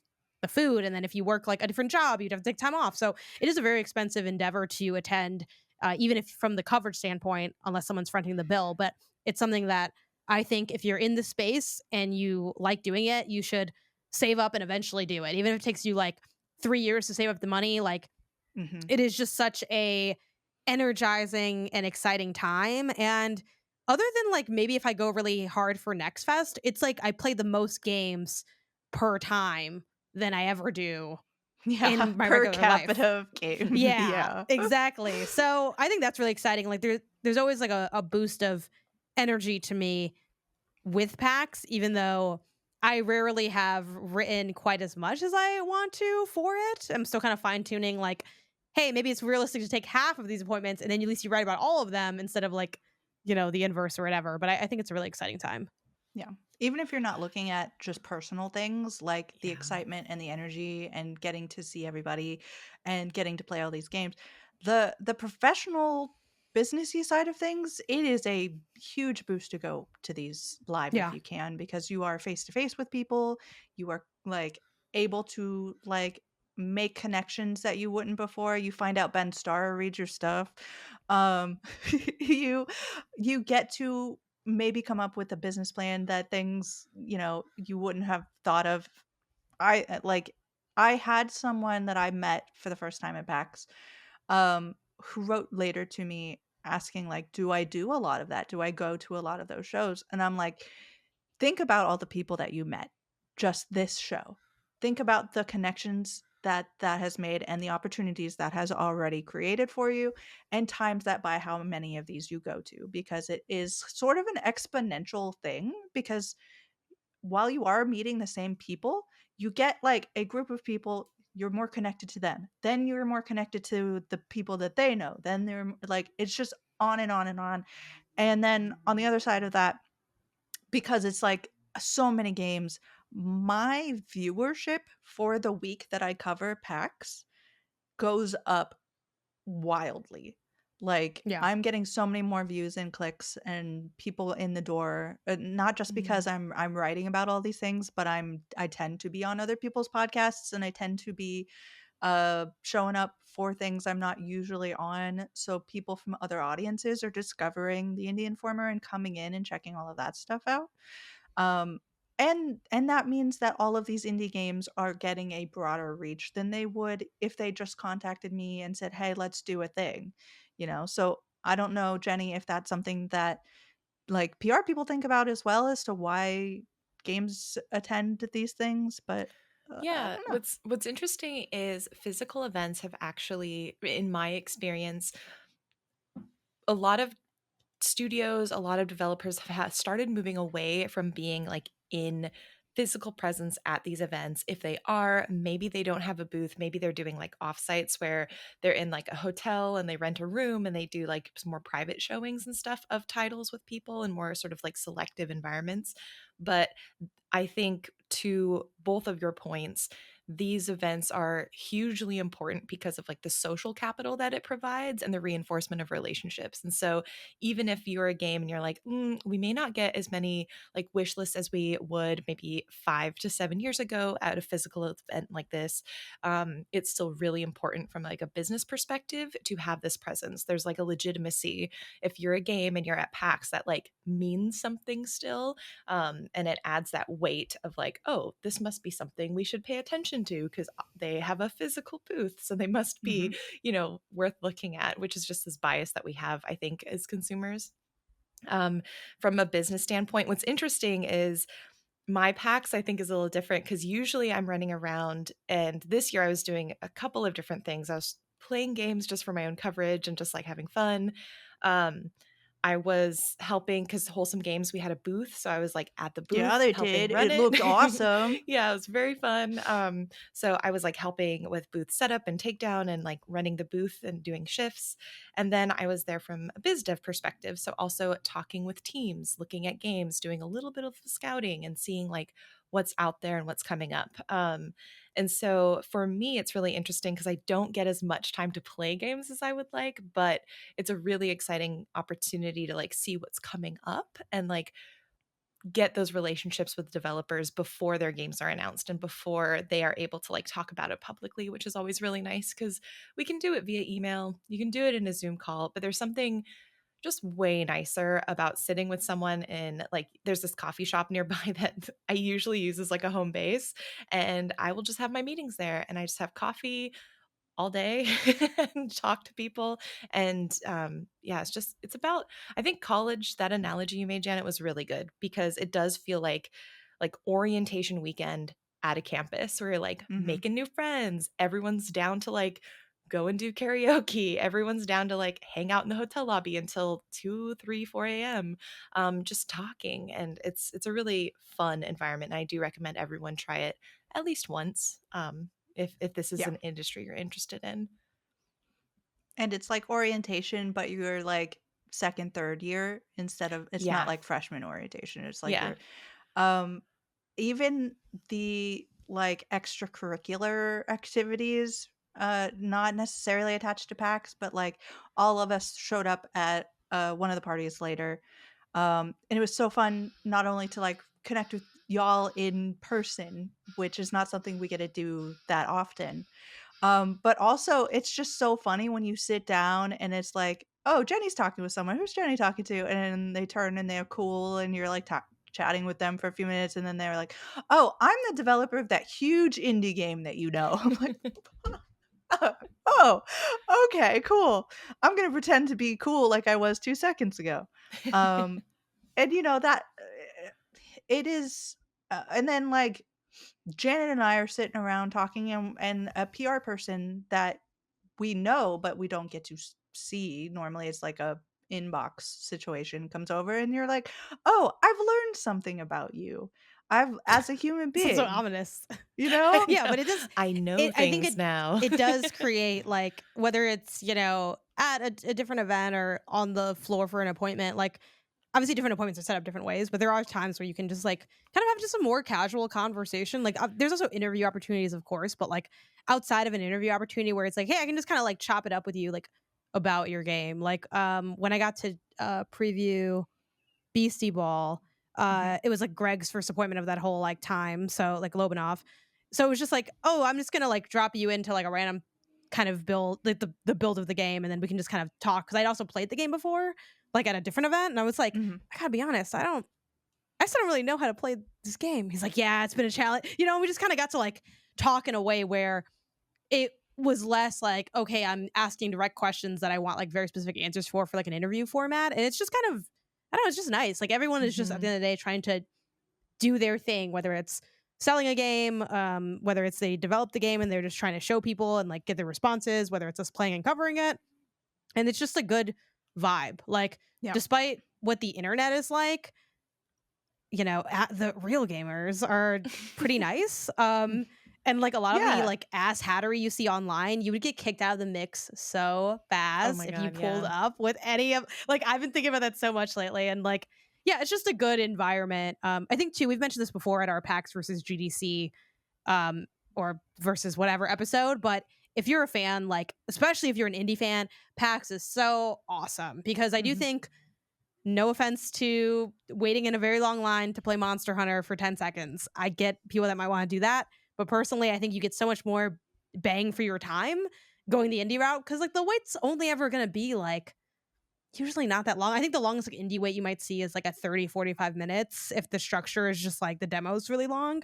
So you can just like play so many titles and have that experience too. So yeah, that's nice. Yeah. Mhm.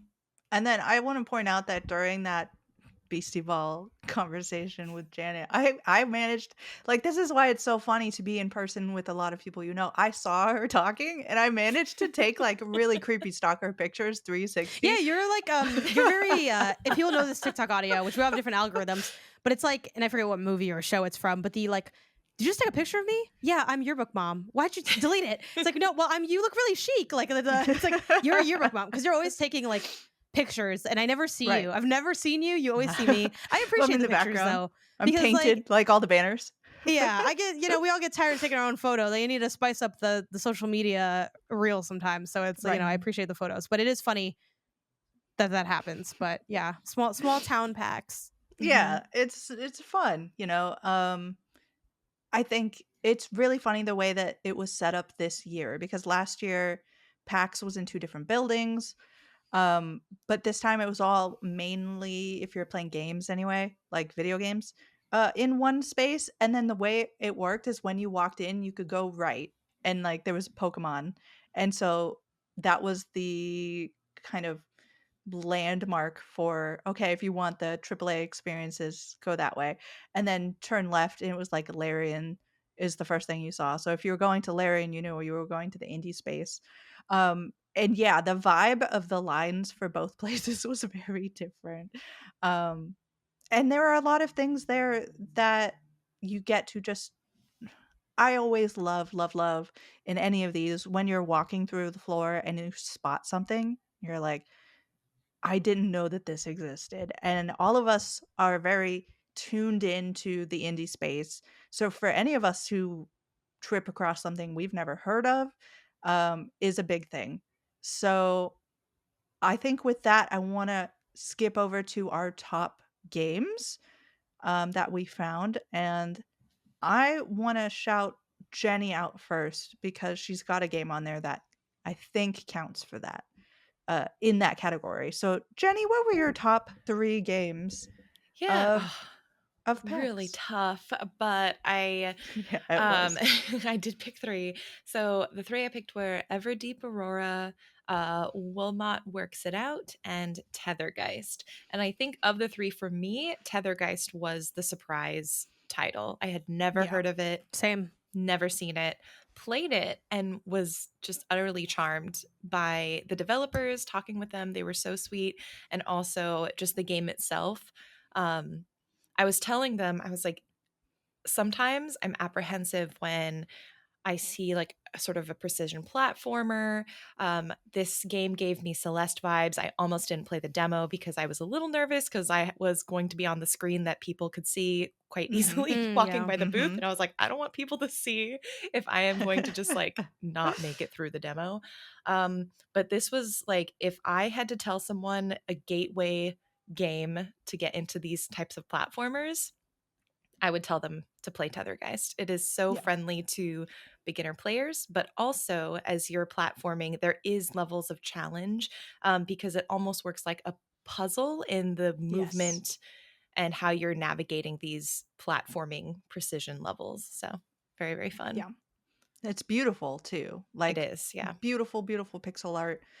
I thought I was really taken to this is like the first game I played at PAX. What a Like great it was first during game. Yeah. yeah, it was like during that open media hour and I was just running around like let me get all the things out that I don't have appointments for. I stumbled across this and I was like, "Oh, this is pretty looking. Let me check it out." Mhm. Um and I was really hit. There were plenty of precision platformers this time around at PAX. Like it was like a trend of the show. But this one hit me puzzly because the kind of one of the mechanics is that you have to have an orb in order to do an action. And you have to have the orb associated with that action to do it. And you have to have it in the order that you want to do it in. So it gives you the ability, you collect the orb and you sit there and you think about how you want to use them. And it was so like puzzle is activated brain Mhm. because that unlike most precision platformers where it's just go go go you have to figure it out you have to do what you're doing and you're going to be mid run trying to figure things out, this one was really like stop and look at what the obstacles are and what I'm going to be doing.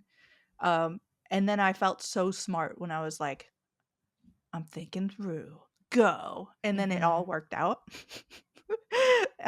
So yeah, Tethergeist was one of the highlights of the show. Um, but go ahead and talk further about Wilmot and Everdeep because those are both good as well. Yeah, so folks may be familiar with the Wilmot franchise already with Wilmot's Warehouse. Wilmot Works It Out is a like I guess IP sequel. The mechanics are much more like you basically are solving these puzzles, block puzzles. It Mhm. reminded me of those 3x3 grids I'd have as a kid, and I'd slide puzzles. But instead of Yeah. having to slide, you actually can do the thing that I always wished I could do as a kid and take the tiles actually apart. And basically, you're Wilmot, you live in your house. There's a mill delivery person who comes and gives you a package. You open it, and it's just blocks that you put together to make a picture, and you hang the picture up on your wall and you decorate your house. What I was really charmed by is that as the like mailman comes through, there are like little bits of narrative that also get dropped. So I'm very curious to see like what this loose, I don't think it's like a narrative centric game, but I think Mhm. there was enough of this like thematic story tie coming in that I was like, oh, okay, there's like a little bit more here than meets the eye than just straight puzzle. But for anyone who likes casual puzzle relaxing games like this is going to be so nice to play. I wish I could have sat here like at the demo station for hours to play, but I ended up having to go because I finished the demo and I was like, there's no more here, and it would be silly for me to sit and play it again. So I'll just leave and not make it so awkward. But yeah, Wilmot Works It Out. So good. What is it? It's like Hollow Ponds and Uh-huh. Finji is the Yeah. publisher. Is the publisher. Um, and Aurora Everdeep, I was like super excited to try it because we actually had featured it in like a wholesome snack or wholesome direct a while back, and I had not gotten hands on with it. And I knew it was at GDC, and I did not get to try it. So I was like, this is the time. I finally get to play. It's kind of a Game Boy era inspired in Yep. terms of its pixel art graphics. And it's about a kitten who is in this apocalyptic time, and all of the animals are like digging down to escape this apocalypse. Like there are like stars, comets falling into the earth, you know? And so your mechanic is just digging down and exploring the world around you. It feels very like I could see people making ties to something like a Hollow Knight, for example, because of the ways that as you explore and uncover, there's like it feels like a wide map that's going to be available. The demo wasn't too wide, but I think when I pressed start, you can kind of see there's going to be a lot to dig down into. And you meet a cast of characters, some of which you'll find items for, and it was just utterly charming. I think what was really fun about it is as you are digging and get close to an area that maybe has a specific type of character or event that you're going to encounter, the screen will actually change color palettes. And so it Mhm. indicates to you there's something nearby that you probably want to investigate. Or if you want to avoid some kind of encounter, you can avoid that type of encounter. This is not a combat focused game, it's purely exploration and sort of puzzle and traversal. So, for folks who don't want combat in like Metroidvania style games, this is probably one you'll want to look at. Yeah. Yeah, very, very cute. I'm so excited. Yeah. It's one of those games that I feel should be on everybody's anticipated list, and Mhm. I'm surprised every time I don't see it. Yeah, and Um this is by we figured out how to say the publisher's Oh, name. yes. Um, Oh, what was do it. it? Is Isbeard. beard Yisbird? is Yisbeard? Isbrid. maybe we did Isbrid? is No. Brid Isbrid? I Isbrid? think Eastbrid. We'll Um, go with it. I think that and one. I think that one. yeah, It's like Eastbrid from is the That a publisher. ancient thing. It's like it's like saying Idrisil, but Yeah, uh, yeah, it's another thing got I can't say. just like It's that. actually just like that. Yeah. But Yeah, Y Eastbrid S Games Y is the E publisher. R Nautilus Y D. Games, which is a little bit easier for me Yeah. to say, is the Mhm, mhm. developing studio. So yeah. Love it. Janet, what were your top 3? Yeah, I also really enjoyed those Everdeep and Tethergeist as well. I didn't play Wilmot Works It Out, but your description made me kind of want to check it out, so we'll Mhm. see. Um, well, I have starting off with Woodo, which I wasn't saying right until I played it. I was saying Woodo, which I feel like is valid. I don't know. Woodoo. I'm gonna say Woodo. it however I want. Woodo. This is awesome. And this was the game that, in my experience walking the show floor as I was running into colleagues, the streets were talking about Woodo. And I was Mhm. there among them Mhm. in the streets talking about Woodo. This is so fun. It's very much a cozy, serene game. The structure is that you have these. It also does a really fun trend that I've been seeing a lot lately where the title screen teaches you how to play the game. Love that. Mhm. So it's a game where you have these very bespoke, nicely designed wooden blocks. Great little sound design in it as well, to kind of facilitate, like emphasize, like these are some really nice pieces that you're just like putting together. And everything is sort of not everything, but stuff is mostly silhouetted or like kind of black and white. I guess silhouetted would be more. It's like almost like a clear kind of look to it, like a sepia clear look. And then when you place the pieces, like the wooden pieces you have, it like boom, they're in color. They're like regular wooden pieces. But one of the shticks of this is these are like 3D diorama type models, and you have on your right essentially like a little column of the pieces, and you can rotate the diorama to just like see different angles or like see different parts that you want to like place pieces in. But what's really cool is that as you rotate, the pieces also rotate. So essentially Mhm. what that means is like in that title screen, they have the name of the game, Woodo, and it's all just kind of front facing, but the last O, I believe, is at a 45-degree angle. So if you were to turn it to see it at like a face on angle, when you look at the tiles on the right side, you'd also see it at a face on angle. If you were to, bring the camera bird's eye, you're going to see it at a bird's eye in your column. And what's really cool about that, this is a very chill, generally easy game. But as you get more complex dioramas, like they give you a chest as like the tutorial one, and they give you like, I think your grandma's kitchen or something Mhm. for the next one. That's the demo of the game.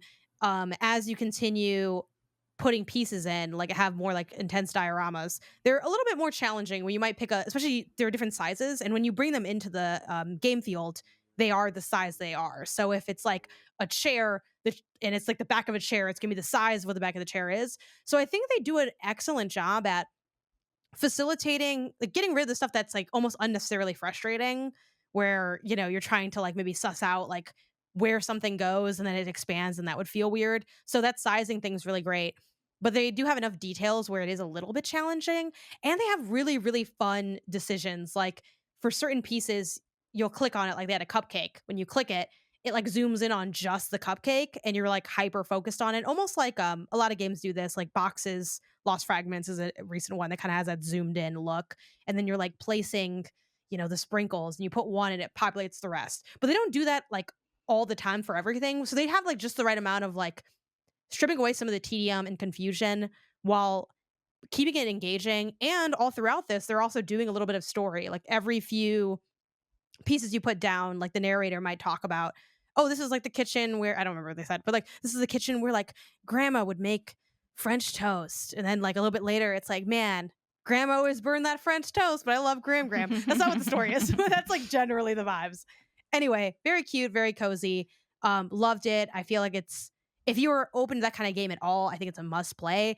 Yeah. And it felt very polished despite being pre-alpha, which I think is really impressive for where they're at in development for that game. So that was one of mine. I don't know if either of you played I Widow have and been a want long to give it a time Widow nod. fan. Yeah, Yeah, big very fan. long People time should go fan. check this out. Yeah, was it wholesome at some point? I feel like It we should have. be. Yeah, I feel like we have featured it. I can't remember in what capacities, but this is one that I've been. Yeah, I've been in touch with the dev because I'm just like, you're just making something so beautiful to Yeah. me. Like, Please make sure I get a code. oh, it's so good, Yeah, it's super honestly. cute. Yeah, it's like it takes. I love looking at sort of those like softly rendered Blender sort of like isometric Yes. models, and it really channels that like soft, like it looks like wood blocks, but it's got that like soft Blender isometric feel too. So if you enjoy that kind of like art online, you'll probably like looking at this one. Yeah, it kind of looks what Tiny Lands 2 is going for aesthetically as Yeah. well. So yeah, it's got a great soft look to it. Also from Eastbred, is I think how we said we're gonna say it. Yeah. Love Eternal. Despite not being able to properly Mhm. pronounce that publisher name, I think that publisher is like the Yeah. next So one to fire. watch. Yeah. The way like people talk about, Devolver and back when it had staff and Annapurna and like other in like even from like the PR house side, like Papa Agenda, like the way people look at those as like almost like houses of games. This is like the next hot house. I feel like Yes. they have so much cool stuff. So Love Eternal is a psychological horror precision platformer, and it is like hardcore precision platformer. It kind of has the it's a gravity flip method of mechanics. So think VVV VVV. I forget how many V's, right? It's that So kind many of Vs. gameplay. Very like low poly 2D sprite art. Didn't glean too much of the story yet because the demo is only so long, but something that's really fun is that at certain points, like after doing a platforming section, you have like a hard cut to like sort of this horrific like moment with your family. Like the game kind of starts where it's like it's dinner with your family and the phone It's rings. totally normal. Don't even And then worry I about like it. you answer the phone and I'm like, okay, everyone's probably gonna be dead when I come back. And you come back, everyone's gone. You go through a door and then you're doing like platforming. So yeah, it just has like a nice creepy vibe to it without being like, as someone that's not the biggest horror person, it was not like a scary game to play because I think a lot of those horror elements will be integrated in cutscenes and maybe more of like the I could see like like I did not experience this, but I could totally see a chase sequence in the vein of like the Celeste one that happens, stuff like that, where it's like, oh, maybe that's sort of the angle of it. But as far as precision platformer, it was super fun. It has like limits on like the gravity flip as you might expect, and then the classic thing where then they introduce an area where you can grab like an orb and then you get an extra flip and you're sort of negotiating when you're going to touch ground and how close you're going to be because it's a lot of weaving in between spikes. So the level design is kind of minimalist, but it has these really interesting far backgrounds, almost similar to like Animal Well is what it reminded me of, where they have like these animal statues. So I'm like, there's something going on here. So TLDR, if you like precision platformers, I think this is just awesome because there's not, while it was very much a trend of the show, there's not a lot of them that do it super well, and I thought this could be one of them. And then that narrative aspect was also not a lot of platformers that do narrative in a big way. So I'm like, oh, I've never seen like horror platformer 2D. Like that's super interesting. So I thought they killed it with that as well. And my last one is also a platformer because I love platformers. This one I didn't have an appointment for, but the streets were also talking about Croak.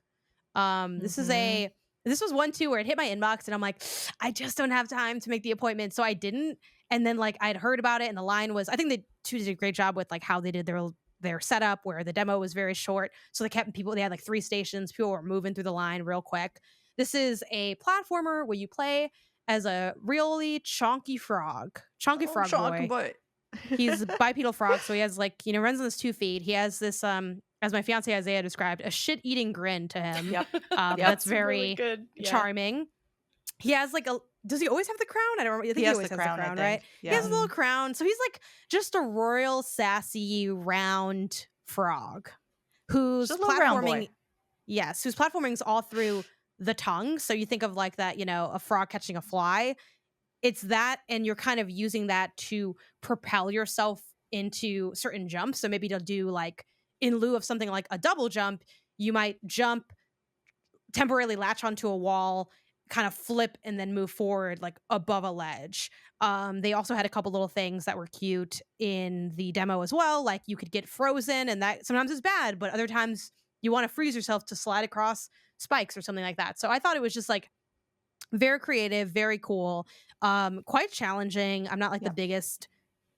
My skill is definitely heavier in precision than 3D. Momentum can be a little rough because it's like you either have it or you don't. So I definitely wasn't like killing it off the jump in the demo, but I thought it was so enjoyable. Felt really fresh, one screen kind of situation.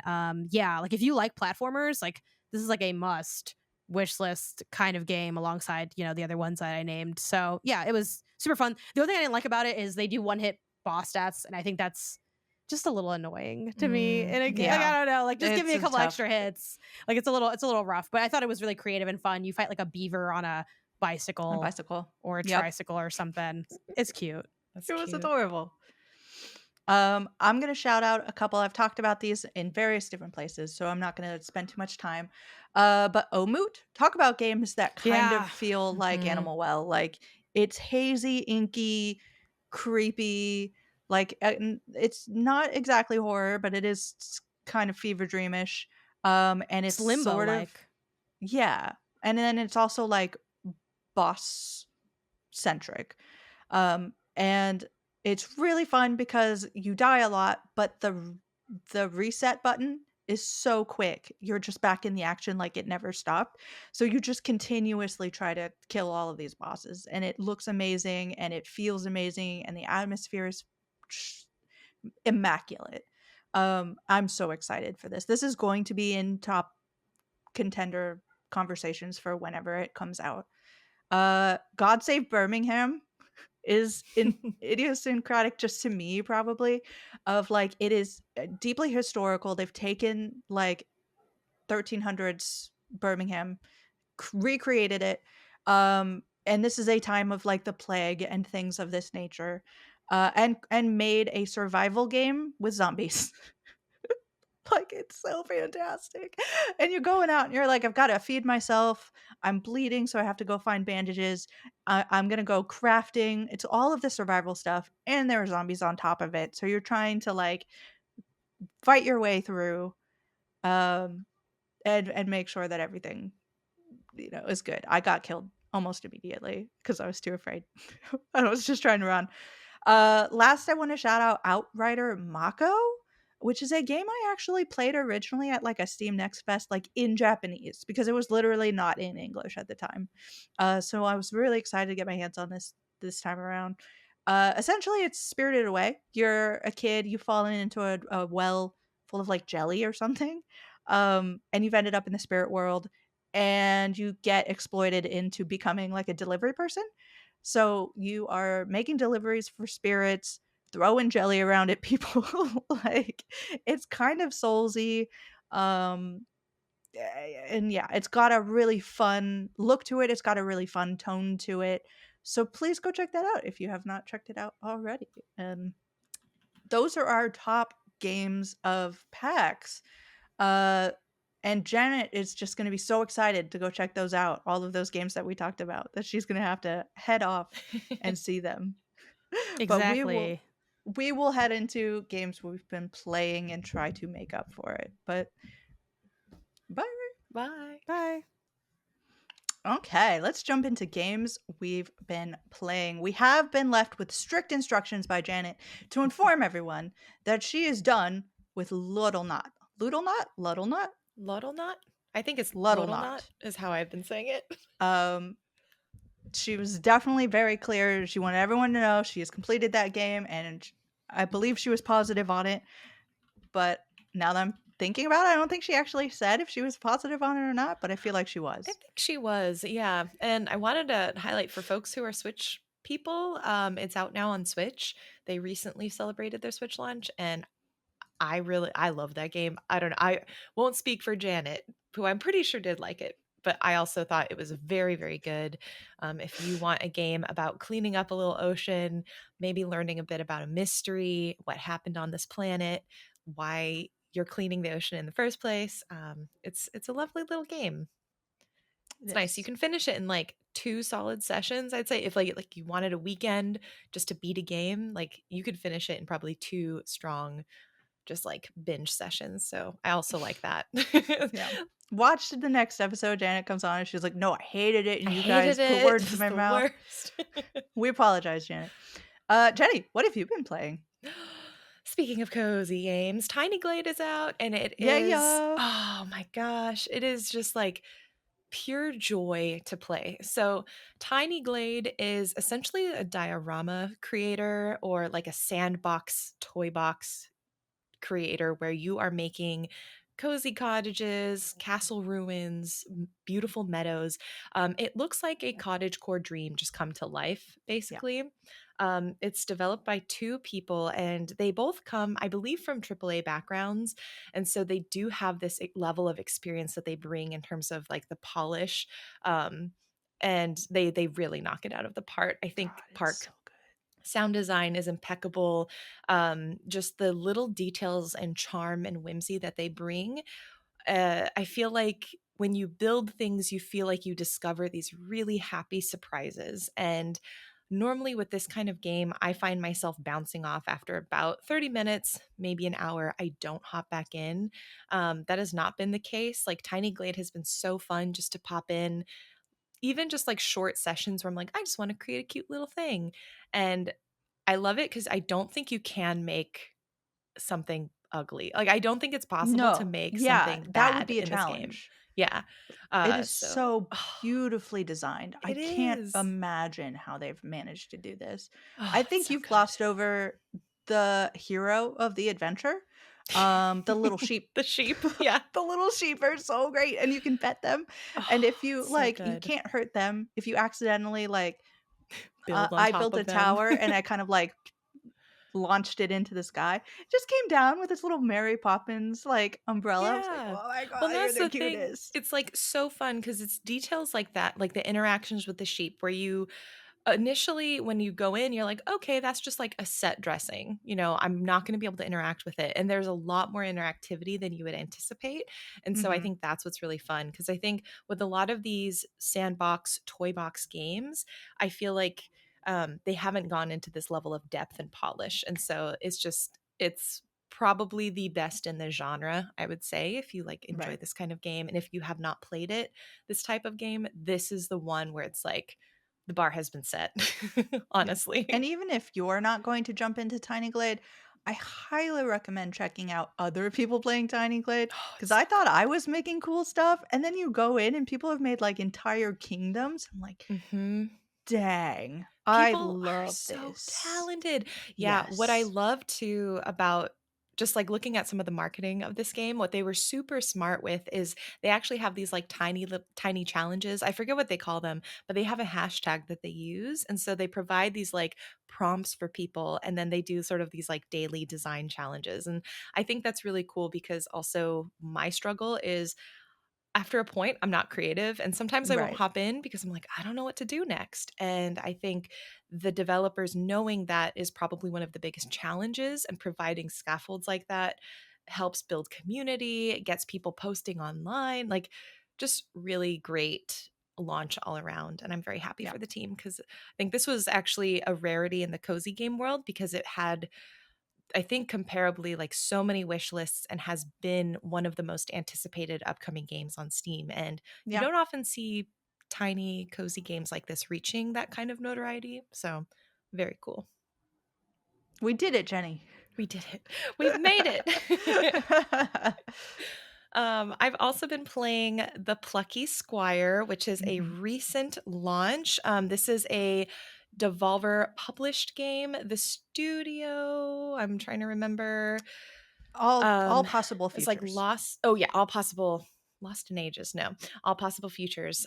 Plucky Squire. If you haven't seen it, it is essentially a game where storybook characters in a 2D world discover that they are able to pop out of the book into a 3D space, and so there's a lot of play between 2D action adventure puzzles and coming out into the 3D world and doing some more platforming. It's really a nostalgia trip. It felt like going in and playing old games that you may have played in Nintendo with certain green tunicked characters, that would break vases and slash at bushes. Mhm. And jumping out into the world, like the visual polish and the music, like 10 out of 10, outstanding. I think for me, where this game faltered a little bit on my personal level was it was just Uh-huh. I quite love the amount simple. of qualifiers you're It's putting in like there. it's one of those things But because I'm it's with you. it's I'm like with you, Jenny. yeah, I think Speak your mind. it's one of those games where if I had a kid that was 60 or 7 years old and I was playing it with my kid, perfect game. Yeah. As a 30-something-year-old playing this game who and I love the visuals and sound, the puzzles like left a little bit to be desired because I wanted to play with the mechanics more because they had such Yeah. cool premises that they didn't fully get to explore Yeah. execute on because I think whether or not intentionally their audience is of a younger demographic. So that was the one thing where I was like, dang, I wish we could have gone deeper with this because it's so solid. Um, but I felt that 100%. I feel like yeah. we got a new mechanic and you had the introductory puzzle of like this is getting you used to it. And then Mhm. that introductory puzzle never got more complicated. I was always Yeah. more like, "Oh my gosh, this mechanic could be so cool, interconnected with this, and then maybe you have to do it Mhm. this way." And there was like the potential was there, and I think that's why it's so hard because it's like this could have been so cool to interconnect all of these, but it was really just like, here's a new mechanic, do a quick thing, next chapter, here's a new mechanic, do a quick thing. Mhm. The storylines were less like the person I was most connected with was the bad guy because he's the only backstory we really got. They tried Yeah. a little bit to backstory the other characters, but it was really quick, like implication that this person had been picked on in high school Mhm. or implication that, like, oh, I guess I never fit in with my family. Like, we could have dug into that a little bit and it would have been stronger. Yeah. Unfortunately for me, and I hope this hasn't been the case for everybody, I couldn't get through a chapter without some sort of absolutely immersive breaking tech Yes. problem.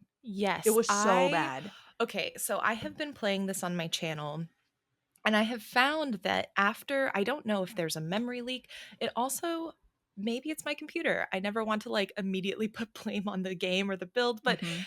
I have been playing other games that have not had this issue. So every like 45 minutes to an hour, it seems like the game starts to just lag to the point where I cannot play it. It's crashed Mhm. once. Yeah, I had it crash. And Mhm. other times I've just like closed out the game and reopened it to try and like get back into recording. But that has been the one like struggle for me. And I've been looking online and I don't see anyone else talking I about was it, which talking is about it. I was like, you I thought I were, was oh, going you're the only wild. real I checked with one. other people, and some of them were also talking about it. I'm like, okay, so we can talk about it, but like people aren't coming out and saying that was a huge thing. I had at least one situation where it would have been a game breaking Oh situation if no. not for the fact that the game has really good accessibility options and lets Mm, you skip certain things. Um, so like there was a point where and I would keep trying to restart it and try to like, okay, maybe this was a different thing. And I literally just could not. You were supposed to be able to hit a button and like shoot. hmm. It just would not. Like Oh the no. input was not accepting for whatever reason. So if Yeah. I was not able to skip that section, I would have been stuck in my game. Yeah. There were other weird things where like at the final boss, I got yeeted out of the battlefield somehow, but I was still existent. So I had Oh to just no. sit there and wait for the boss to, like, shoot at me because I couldn't reach the boss. Mhm. But so I had to sit there and wait for the boss to kill me so that I could No. restart the boss battle, and, like, Yeah. that's not good.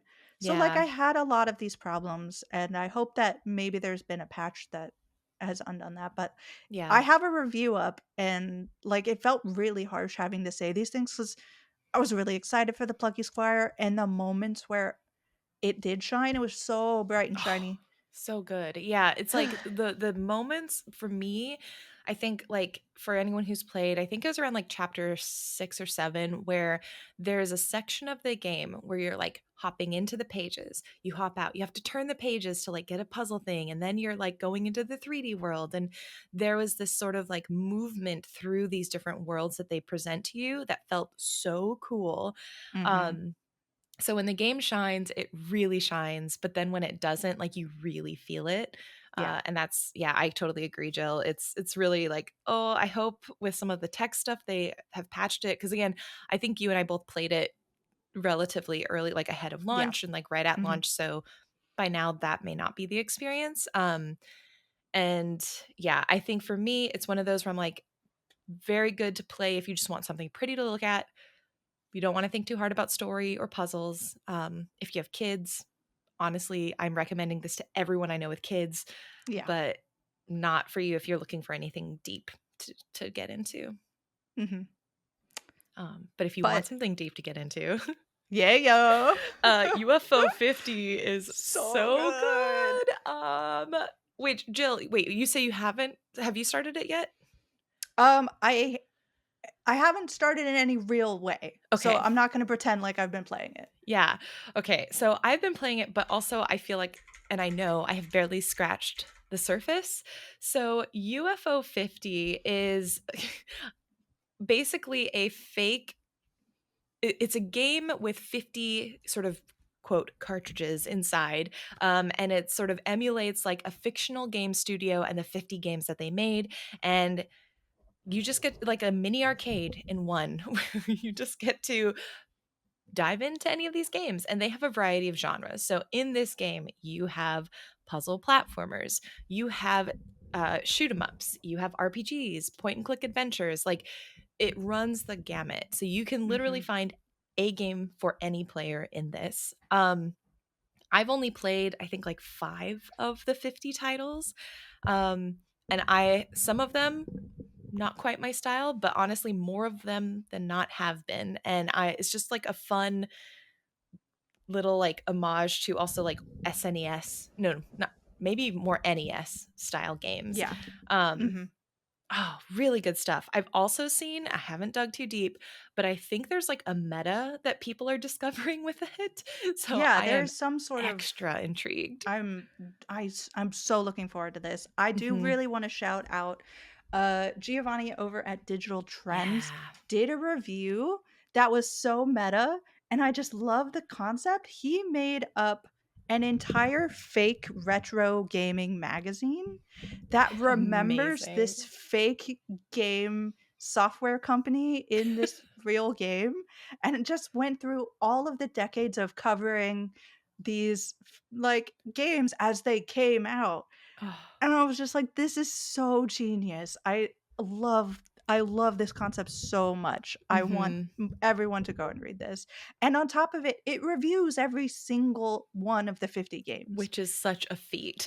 Like, Yes. because Uh, these games are quite in depth. Like there was yeah. one, I think it's like one where you have a car and you're like painting. It's kind of like a Splatoon like in the sense that you're just trying to like paint and cover ground in your color and there is another either player if you're playing two player or the computer AI is just also covering ground with their color.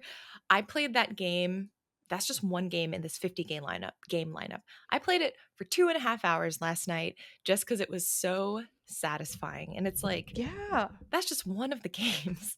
Oh my Like, I gosh. started on, like, a cowboy RPG, and I was just like, Mhm. "This is gonna be, like, a legit 30-hour game." And some of Like these are tough too. Like this goes back to like the NES 8-bit era games that were actually quite difficult. Mhm. Yeah. Like, I'm um, so excited to get into all of oh these. yeah, I think the first one I was like, I'm gonna be rebellious and go to the last game, and it was this like Ooh. Cyber Owls, I think was what it's called, and you it's like a beat 'em up style game. I'm so bad at beat 'em ups, and I'm so bad at beat 'em ups that are like retro style without the quality of life that Yeah. current The era modern games. sensibility. Yeah. Yeah. Oh man, I was like, all right. I played that one for maybe 10, 15 minutes and I was like, I got to find another one because Mhm, I really mhm. suck at this. But yeah, really fun to play and discover. And I think I'm looking on Steam right now and I think it's like already at overwhelmingly positive, which is again Yeah, I'm sure. really just like a testament to how good they've done. So highly recommend. Yeah, it's already got which like, this number probably means nothing to most people, but it's already got like 1,500 Steam reviews. It's overwhelmingly positive. Like for an indie title, that is a strong first day. It's been 24 Yeah. hours, I think. What? No, not 24 hours. It launched last week. What is time? It's been What one is time? week. It's been It's the no, first but, week. like, even in a for the first week, that's an amazing Hmm. accomplishment. Um, yeah. Go And check it's that out. Steam Deck compatible. I've only been playing it on the deck. So for That's folks gonna be who so enjoy dangerous. that. Um, I am really happy you're here, Jenny. Not just Yes. because I love looking at your face. Um, Thanks. I have a game that I need you to play. Like, Hmm. I physically need you to play this game. I, Okay. um, last week previewed Tales of the Shire. Yeah. We've seen this before at Summer Game Fest, and it's actually can I just shout out that sometimes I know this is a legal thing, but, like, the full title of this game is, like, Tales of the Shire, The Lord of the Rings game. And I know they had to do that, but it's just like, cut it down to Tales of the Shire, please. Hmm. Um, we saw this at Summer Game Fest, and I think the Summer Game Fest demo was a huge disservice to this game because I think they Oh. probably created a quest that they thought would work well for the confines of the time limit. Because Tales of the Shire is a game set in the Shire. You are a hobbit, and it is a life sim. It is 100% a life cooking farming sim in the Shire. It's so freaking fun. Like, it's exactly what I wanted it to be. At that first demo, it was so, like, tedious because it was like you had to go back and forth with one person who was telling you to do this and then do that and then do that. I'm like, "Oh, this is not fun." Mhm. I think that they did that specifically for the demo because that quest did not exist. I played, a hands-on thing that for about 2 hours was the preview that I had, and this quest did not exist. The quests were, like, fun little, like, tutorial things because it's obviously the first part of the game, um, but they were like, go find and talk to this person because they were the mystery that you're trying to kind of overarchingly solve is whether or not Bywater, which is something that's mentioned in the books. I'm so glad they have not gone with like the cheap we're going to Hobbiton or we're going to Mhm. like a place that you've known. We're in Bywater and the cute little hobbit inhabitants, the most important thing on their mind is knowing whether or not it qualifies as a village. Is it big enough to be considered a village? So they're looking for this book that details the history or the rules of some such to be able to qualify correctly. So you're running around trying to find this book, and all of the different people that you talk to, they're all equally like somewhat doopy and dopey and like they're so silly, like endearing, but Yeah. like just a little dopey. And you're talking to them and they teach you like, okay, here's how to fish. Here's how to forage for things. Here's how to but they're all doing it in a like obviously, if you're looking at the strings, you're like, okay, this is the tutorial, but they're doing it in a way that's like really kind of cute and unfolding in a nice way. Um, they have a village center where you can go and you can buy things, and immediately I'm like, I want to go buy more outfits, and I want to like buy stuff for my house, and I want to like buy all these ingredients, because one of the major things about Hobbit life, as anyone who's invested in the lore knows, is Mhm. food, is Yep. eating. So everything in the game is sort of invested in this. So while you're walking around, you can pick up ingredients around you. You can follow butterflies, Janet, to which will like tell you where ingredients Jenny. are. I love Oh, the Jenny, Jays. whatever. All of the J's. Jenny, you can follow butterflies that will Oh, lead you to different ingredients. And you can that's go really and cute. oh, my cats are getting fed. Sorry, everybody. Um, you can like find different ingredients and buy them from different people. And you can store them all in your pantry. And then when you have them all stored up, you have a recipe book, and it's pretty thin for the beginning. You as you talk to people, you learn more recipes and all that. And you can just make it's like the most charming um, cooking mini game sort of thing where you're trying to hit like a sweet spot of like tender and crispy and Cute. yeah, it's just and then when you make them, like all these ingredients come together. It's great. Normally you'd be like, well, what do I do with this? The other really big part of this game is that you've just moved into this new house. It's been left to you by some distant cousin or something. Yeah. And it's 100% Animal Crossing. Like, every Nice. part of this house is customizable. So you can go into, like, the customize mode and, like, change all the wallpaper, change the materials, are like, wood and brick and, like, all the different is it wallpaper? Is Mm, it, like and they have really good systems in place where if you want to change the entire thing, you can say like apply to all. But for me, I wanted to like I applied all and then I went into my bedroom to specifically change up. I wanted a starry sky for my bedroom so that I felt like I was sleeping under the stars.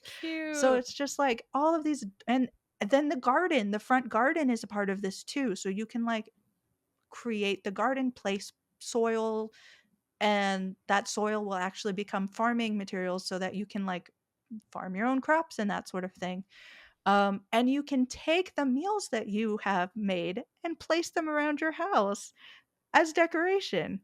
Oh, I love But what that. you can also do is head over to your writing desk and invite people over for meals, and they'll accept, and with their invitation acceptance, they'll say like, "Oh, I've been feeling a bit like bitter taste today." So you'll go back to your kitchen and you'll make things with ingredients that are bitter, because there are Mm, different flavors of things now that you can create. So there's different flavors and different qualities that you all get to think about, and then you invite them over. You put the meals down, like, physically, you bring the meals to them, which I don't know why it means so much to me, but it does. yeah. And then you get to push, like, "Okay, let's start the meal," and you get to see whether or not they liked it, you know? And if they did, they, like, have this animation where it's like, "Oh, this is great," and they start, like, eating it up, and then their heart level increases because you have relationship levels with everybody. And then if they liked it enough, they give you a gift, and it's gonna be some sort of furniture for your house, it's gonna be some sort of new recipe, it's gonna be something, and you just continue on and you meet all the villagers and you hopefully invite them to your house and you have these interactions. And I'm just like, I could not be more charmed by what is happening in this game. I am legitimately excited. Like, I walked out of Tales of the Shire Summer Game Fest and I was like, this has potential.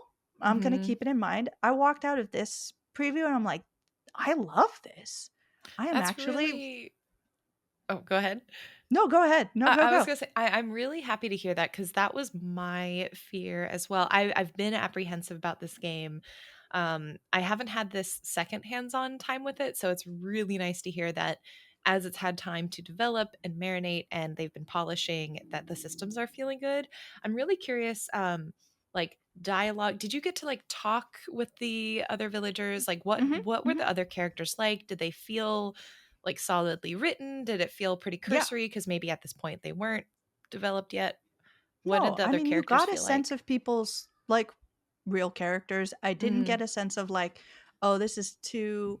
I'm always really, sensitive when you're looking at a game based on an IP, that it's mhm. just gonna be like, "Remember when we said this in the movie or the books?" Yep. So, uh, there are some things that hit on it, but there are fun little, like, wink nod, like, in the beginning, you're picked up by a traveler in a cart with a long beard. Mhm. You can guess who that is. Yeah. Um, which is like, you're hitting pretty close. But then at one point he was like, "Oh, here's a map. I got it from a friend in Hobbiton." And, like, that's all he says. And I'm like, Mm, mhm. "Oh, yeah. I know who that friend in Hobbiton Yeah. is." So they set it in Bywater.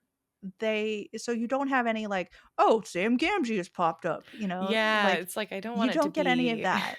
okay. So you're popping in and people have personalities and some people are not, like, like, actually in the book, some people not nice, They're not all, like, happy cheery. Like, the guy who gives you the fishing rod is, like, kind of forgetful, we'll say, and cantankerous. So, like, you get the fishing rod, he says, "Bring me some fish." You bring him some fish, he was like, "The heck are you doing with my fishing rod?" You know? So it's just like, "Oh, this is perfect." So, yeah, I think that they have moments where it gets close to, like, "Okay, we're definitely, like, remember the book?" But I think for the most part, once especially you get away from that initial introduction, Mhm. it's not gonna be a problem as far as I can Cool. tell.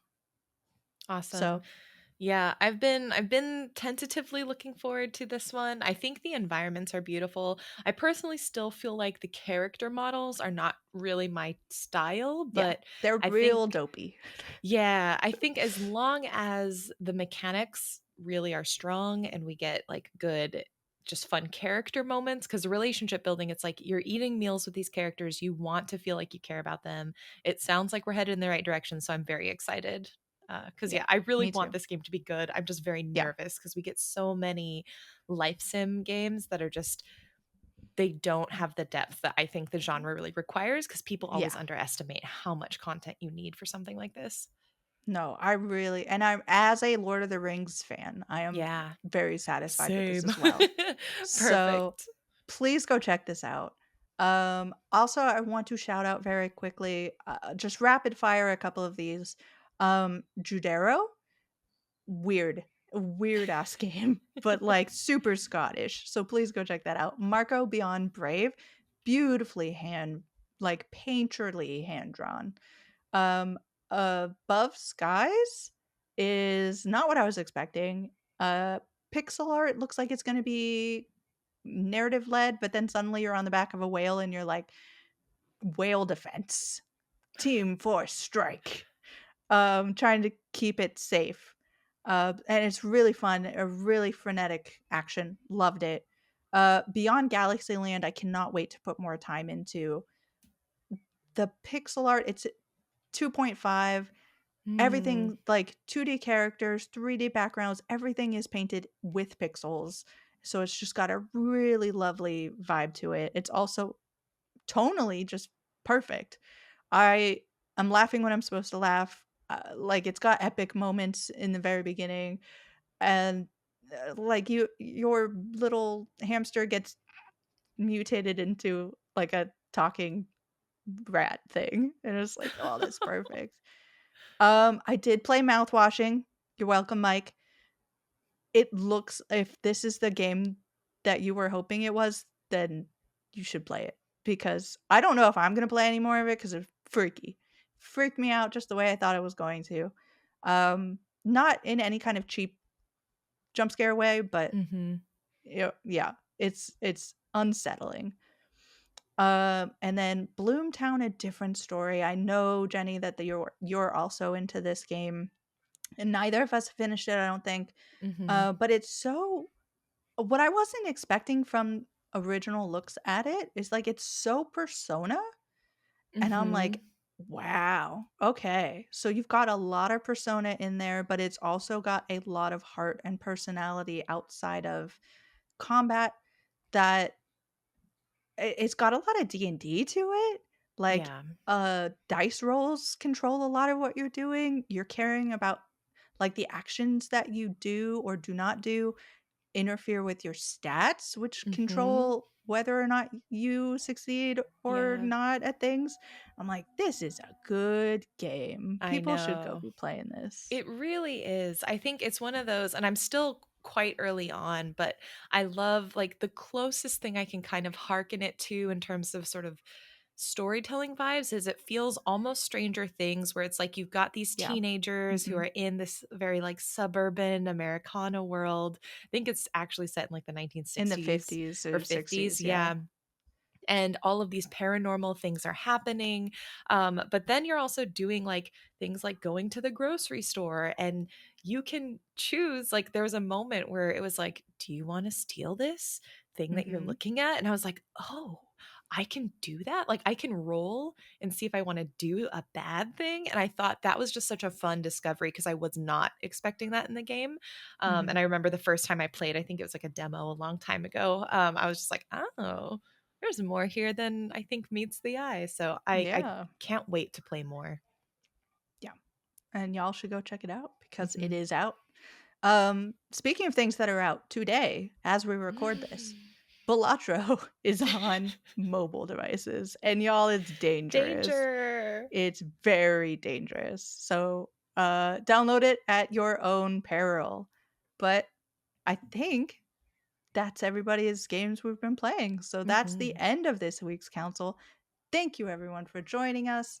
We are on Spotify and Apple Podcasts. The Indie Council has its own socials at Indie Council underscore on Twitter and at the Indie Council everywhere else. But this session is closed. Go play some indies.